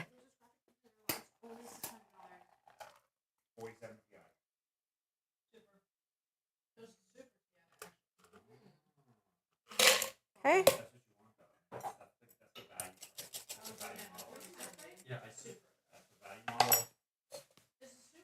And there you go. That's so good. Okay, Rach. There you go, madam. You got it? Okay. It's a good one. Okay. Let's do the Oaxaca Old Fashioned. Wait, is this ours? Yeah, have it. For the table. For the table. Yeah, you can have it. Go for it. Harry, fantastic. That's when you think, yeah. I thought you would like that one. Yeah. Just spicy enough. Just spicy enough, right? Yeah. It's like just kind of like hangs out in the under. You can feel it in the back of your mouth, but it's not like overwhelming. I almost wish it was more spicy. Yeah. But like almost. Yeah. Yeah. I appreciate it. I'm glad you like it. Oh, thank you. My friends are so nice, guys. Okay. Let's do our Oaxaca Old Fashioned. I am going to take out my Bali ice. I have some clear ice that I did buy from the store because I did not have time to make my own. So if you are using ice, nice ice, that is clear ice, you want to what we call temper ice. Is this a shaped ice? It's not shaped. It's just a circle. It's just a circle. Is this the I just bought it from Publix. Okay, that's pretty cool. You can huh?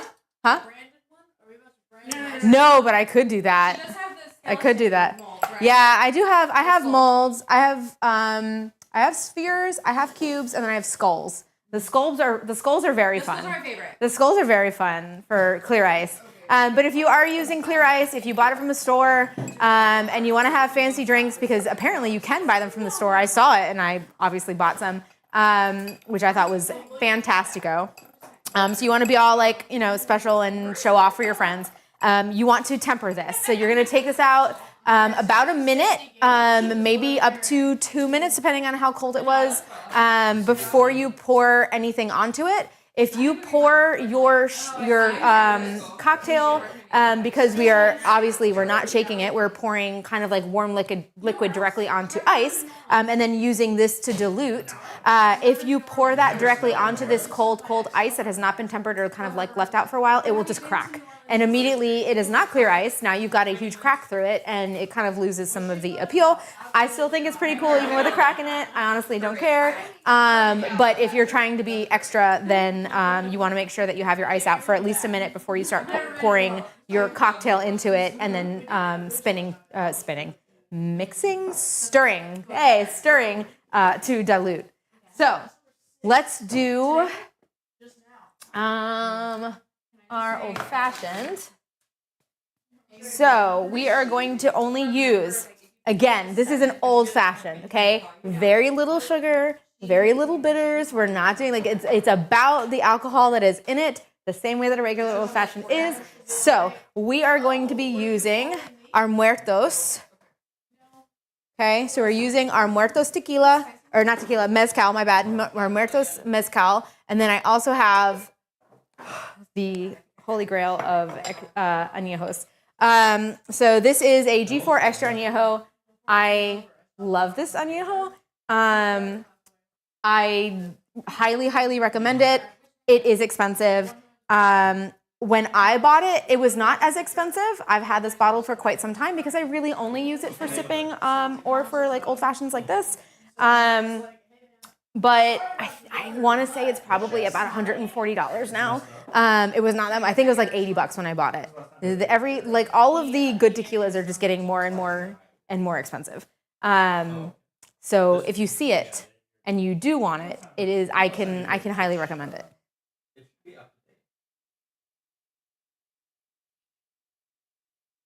Yes. Okay. So the cool thing about clear ice is all about directional freezing. And so, actually, I honestly should just have this out on the counter. Clear ice is all about directional freezing. And so you can, if you get like a cooler, you can absolutely make a huge block of ice, and then you just get like a serrated edged like bread knife, and you would kind of score, right? You score along all the sides that you're going to be like taking off kind of the bottom, and then you would get like you can use like an ice pick, but honestly anything that's like a wedge that you can kind of like tamp down into it, and then it will split where you've scored. And the way that clear ice works is it works through directional freezing. So any impurities will sink to the bottom, and then the pure water kind of like floats up at the top. And so if you have a big enough block, then anything will kind of sink, and you can kind of take whatever top layer off, and you can use that for your clear ice. And that's the way a lot of the systems, like clear ice, like systems with like the silicone inserts and stuff, that's kind of how all of them work. But you could just make a huge block of ice and then like cut off the bottom of it, and that will work as well. Okay, so let's do our syrup.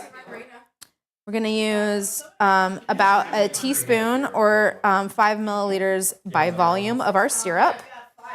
So I'm gonna just like put that in, and then I'm gonna put some bitters on top of that. So I'm gonna go in with some mole bitters, or like if you find like chocolate, Mexican chocolate, mole, you're kind of looking for something in that vein for this cocktail. We're gonna do a couple dashes there.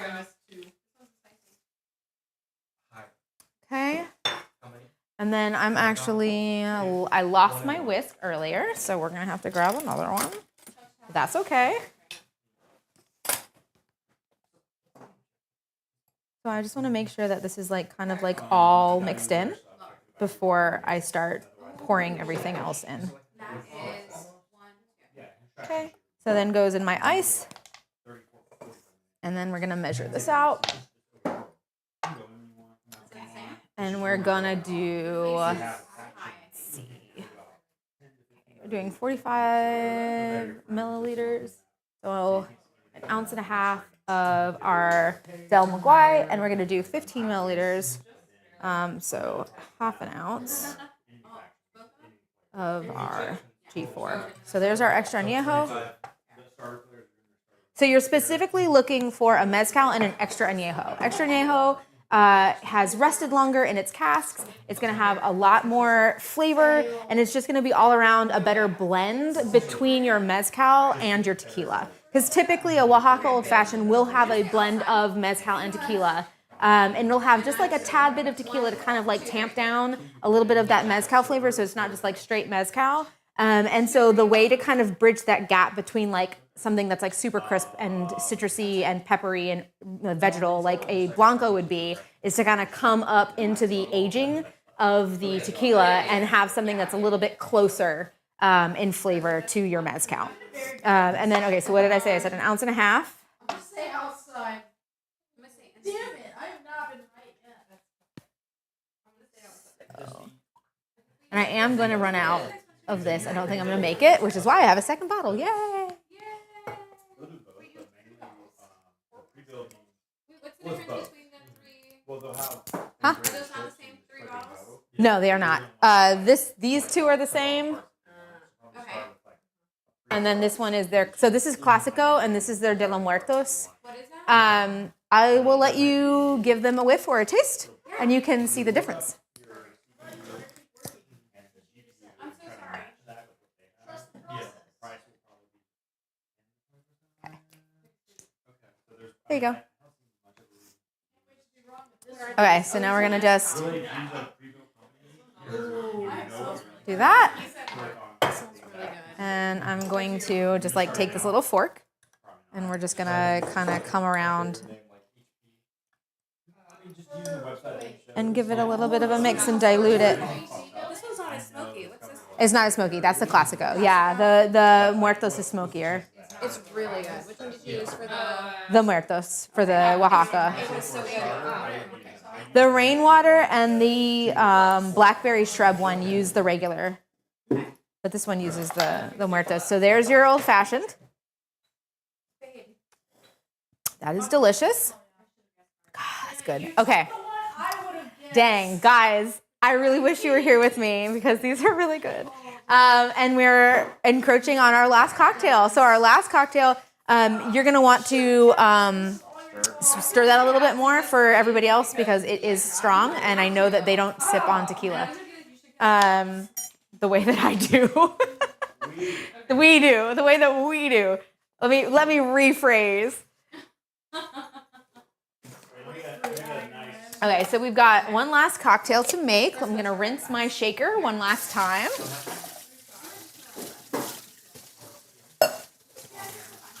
What are you trying to do? What are you trying to do? Yeah, you said you turned it off. Wait. We'll direct you. Stand right here by this shelf. Take a sip and then tell us what you think. Just stand right here. I already did that. No. Are you trying to focus it? Just leave Oh it. my God! Wait, Carrie, the beauty YouTuber focus. Yeah. The hand behind it. Yeah. Oh my God. And then I have to do this. The mascara. I have to do this and tap on stuff to like make everything sound ASMR. That is like the thing that I cringe about now more than anything else. The number of times, even if somebody's like not showing, like not doing something specifically that is supposed to be like ASMR, why are we tapping on everything? Like, why are we doing that? I hate it. I hate it. I hate that. Okay, last cocktail. Let's do it. Okay, so this cocktail, like I said, is a copycat cocktail from a bar in Savannah. It is Artillery Bar. I highly recommend, if you are in Savannah, that you go to Artillery. Their cocktail program is absolutely fantastic. We were there for a weekend, and we were there 3 times in the weekend that we were there because it was just so damn good. And it is not on their current menu. They've probably changed their program and moved on to other things since then. But it was absolutely delicious, and I recreated it because I needed it at home, and we don't live in Savannah. So, okay. You seconding artillery. Beer belly artillery is so good. It's so good. Yeah, we are talking about makeup tutorials. We are. Is somebody talking about makeup tutorials in the ASMR? Wait, can we come over? You can. Take a drink for 3. This is not your game. Oh no.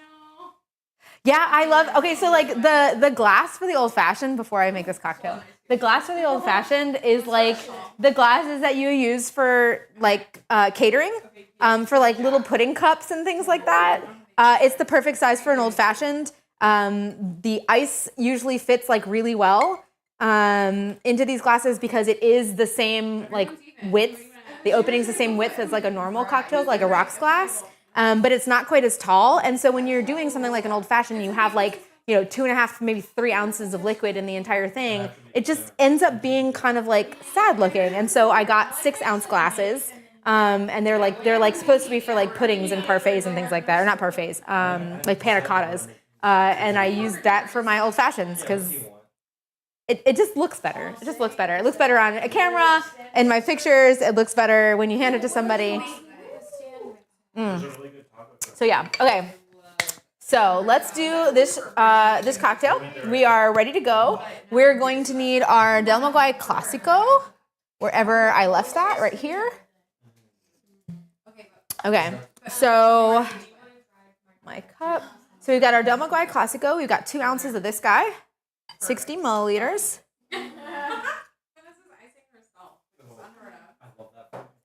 Okay. And then we're gonna need 1.5 ounces of our shrub. Honey pea. Okay. We're gonna walk out with like 6 grams between the two of us. Which I literally have in a bowl, so this ought to be interesting. Card, and then we'll have real fun together. Wait.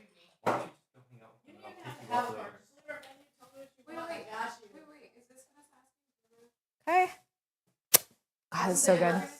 Okay, so we've got our shrub, and now we've got one of the rarest things that I have in my kitchen. My liquor cabinet. I actually do have green chartreuse as well. I bought it before, and that's another thing, right? So you end up loving these things like Fortaleza, and now we're running into a situation where monks are no longer. They decided that they weren't going to be increasing their supply to meet demand of chartreuse. And so chartreuse has become also rare. But luckily, we have a very good liquor store in town that does keep it in stock. And so I have seen it on their shelves. And I have been surreptitiously pulling them off the shelves and buying them to keep them in stock for when it becomes even worse. Okay. So we need, how much of this do we need? It's not much. It is much. It is an ounce. Okay, so we're going to do 1 ounce of this. So there you go. We got 1 ounce of our chartreuse. And then 1/2 ounce of fresh lemon juice.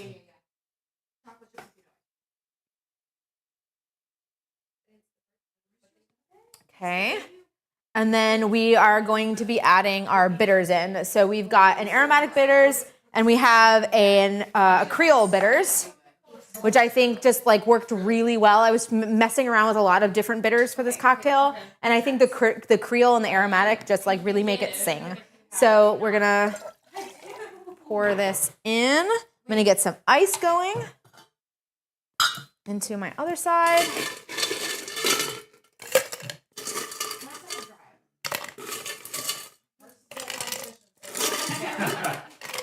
Okay.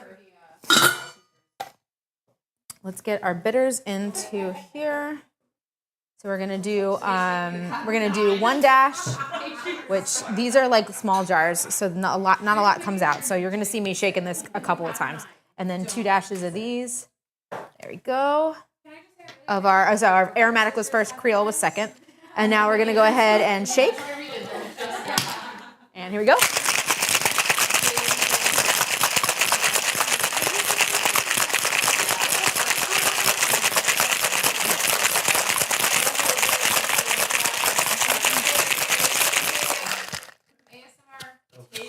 ASMR, yeah. Some of the tequilas I have are hard to find. That is That is true. Where's the true banging of the glasses? Banging of the glasses?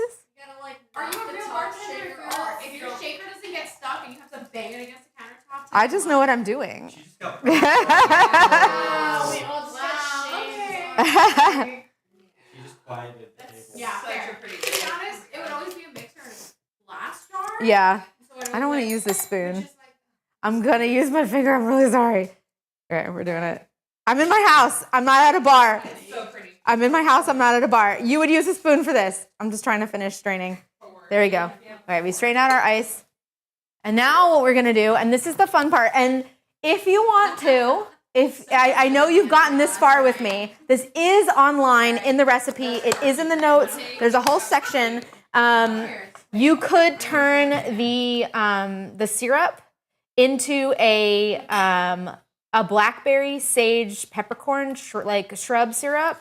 And it's really, really nice. I did not do that today. I went with the simple situation. But this does get topped with sage as a garnish. It adds like a really nice, like earthy, woody, vegetal scent to it. And it's like super, super nice with the blackberries. So essentially what I'm going to do, this leaf is kind of a little meh, but I think it's the best one in the bunch. So essentially what I'm going to do is I'm going to slap this sucker between my hands. So you're going to lay it down, okay, as like so. And then you're going to just like kind of clap. Whoa, what are you doing? What are you doing? Do you want me to come into, I can come into frame. Is that better? Okay. So you're just going to slap. And that's it. And then this gets put on top. And basically what that does, no, it's sage. So what that does is it's going to just release some of those flavors. And it's just really nice. It's just really nice. You don't want to, like sage is a pretty tough herb in a way that like basil and kind of other stuff isn't. So like mint and basil and things that you have to kind of be careful muddling. Sage, not so much. You can kind of give it that slap. You can release those oils. But yeah, and then it just floats. And like it's such a pretty presentation and it's so nice. And I'm gonna now take a sip of it. And that is delightful. That was the last cocktail of the day. You've managed to come through all 6 cocktails with me. Thank you so much for joining. 3 hours and 13 minutes. I thought it would be 3 hours, and that was pretty dang close. I'm gonna be honest. We went through all the mezcals, all the tequilas. Thank you. We went through all the mezcals, all the tequilas. We managed to make a classic margarita, a classic Paloma. We've got some really fun mezcal cocktails. This one in particular, our Blackberry Shrub cocktail. We also have something called the Rainwater, which uses rainwater Madeira along with the Mezcal and some grapefruit and lime. We had our Oaxaca Old Fashioned. And I am missing one somewhere in there. Am I missing one? Oh, and we made a tropical, we made our pineapple kind of tropical spicy marg. Yeah, why is it spicy marg?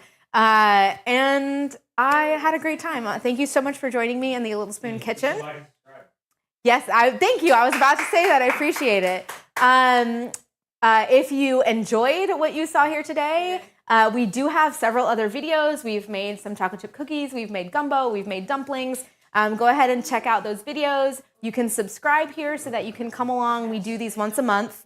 I do put out stuff on my Instagram, letting everybody know with kind of countdown timers and things to let them know like what we're going to be making next. So you can go ahead and if you decide you want to cook along like you did today, or some of you did today, that you can go ahead and you can pick up those ingredients and then you can kind of come with me during the next month's video and the next month's live, and you can cook along. Next month, we are doing a nectarine crisp.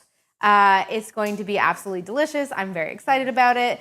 And I also have, we have a website, alittlespoon.com. You can go there to check out not just these 6 recipes that we did today, but many, many more. There are no ads. You will love it. Please, love the idea that you don't need to scroll to find the recipe. You're welcome. I love it. That's how I wanted it. And so that's how I made sure that you guys get what you want. And then I also do have a Patreon. That's kind of how all of this is possible.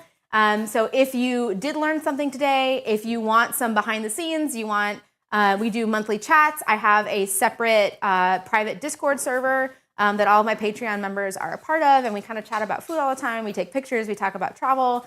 It's a lot of fun. We're a good group. So if you want to join that, it's as low as $1 a month, up to you. Thank you very much for joining, and I will see you guys during the next cook-along.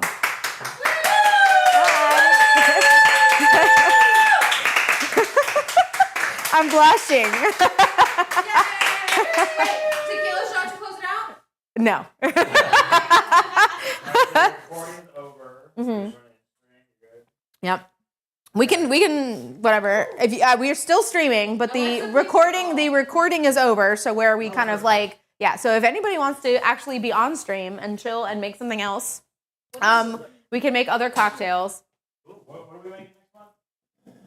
A nectarine crisp. Did anybody want to try this guy? Slap to activate. What is that? Got it? Is it sage? Yeah, on top. Slap to activate. Yeah. Mm-hmm. We'll have to share it. Yeah. Yes. Yeah.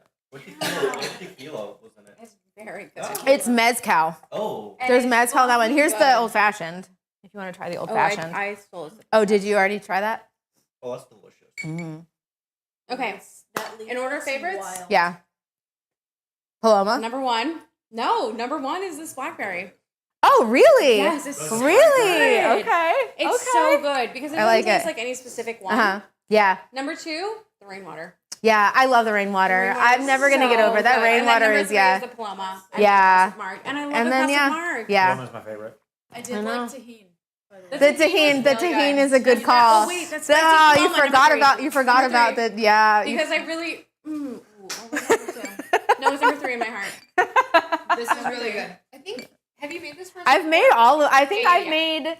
I'm pretty sure we have made every single one of these cocktails except for the tropical margarita that just got created last Do week. you want me to hold one So of these? I don't know. Do you want? I mean, I'll drink. I'm one. just You drinking hold stuff. mine. That's just straight mezcal. It's pretty good though. Straight mezcal. Tequila. Well, not Yes. straight. Thank you guys for joining. Thank you. What do we got? Do we have anything that we want to talk about? Like I'm just chilling now. I've had probably about a cocktail and a half. I'm great. Everyone else has had Only a much more. cocktail and a half. Yeah, me too. I'm great. Yeah, me too. Yeah, that's what we'll call it. Take that back, right? Yeah. Oh, Spencer and thank I you. definitely only had a cocktail. Only. And a half. He's ready to double fist. We're good.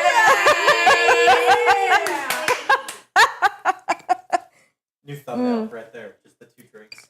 Yeah. Yep. Cheers. Yeah. Cheers. Cheers. Just a cocktail and a half. I don't know why I cheers. I'll have to watch Yeah. the video on the There you go. Yeah, watch the VOD later. Thank you. I really like the blue hair. I haven't had blue hair in 2 years, and it was time. And yeah. Oh, shelf stable. That is a good question. Okay, so any of the syrups that we made, except for the one that has vinegar in it, are good for a maximum of 3 weeks in your refrigerator. Okay, I would not, you could probably make it to 4 weeks, but stick with 3 weeks, 2 to 3 weeks on the syrups that are in your refrigerator. 3 weeks is probably the max that I would prefer to keep it. But that's plenty of time to utilize those syrups. The one that has vinegar in it will last 4 to 6 weeks. So you have a little bit of extra time just because of the vinegar. Will kind of keep any kind of bacteria from growing in that. The Rainwater is super good. It is my favorite. Yeah, puppies. Bye. Thank you for cooking. Hey. Yeah. That blueberry one. It's good. Fantastic. It's good. Bye. Anybody Bye. want any of these drinks? I'm happy to make you guys cocktails. Yeah. Give me a call and I will be down. Okay, I will just say I much prefer Carrie's cocktails over the regular bar cocktails. Aw, that's nice. like that. That's nice. I've been told that they like my cocktails better than the cocktails at the bars in Bar town. cocktails can be Bye. Thank you for coming. Thank you for letting us crash. Any interest in sherry cocktails? Yes, I am interested in that. I have the problem. I don't know if you can see it. The problem is you can't see it. I have so much alcohol in this house, and very limited refrigerator space because all of the condiments and things. So like, this is the liquor cabinet, and that doesn't include what we have out on the counter. And then anything that needs to be kept in the refrigerator. Like I've already got 2 vermouths.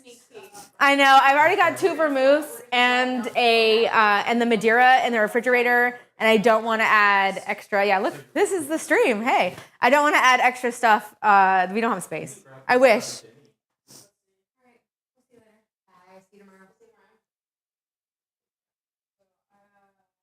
You're welcome, gentlemen. Thank you for joining. I'm glad it was fun.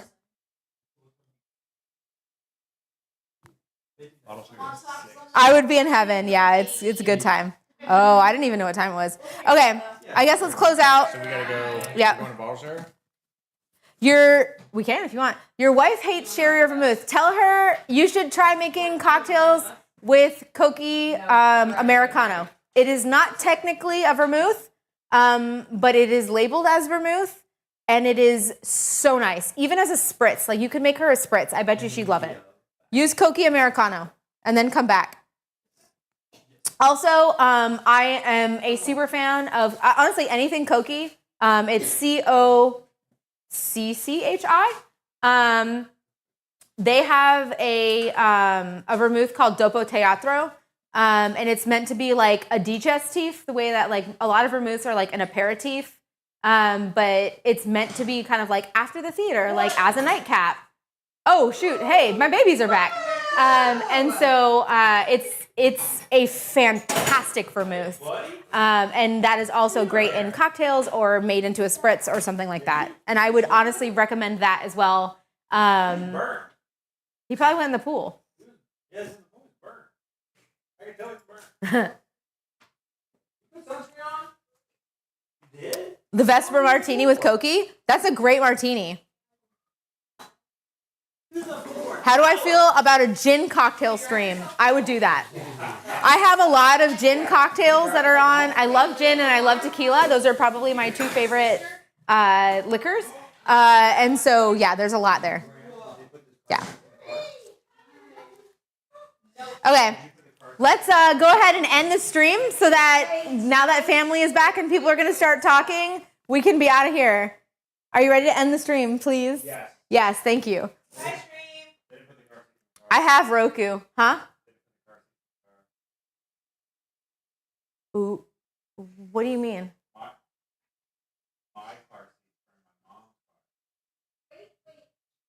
We can talk about this later. Okay, we can talk about this later. I'm just standing completely confused on stream. I have no idea what's going on. Bye, everybody. Thank you so much for joining us. I had a great time with you. I will see you guys tomorrow. Wait, don't leave. You got to end the stream. Did he?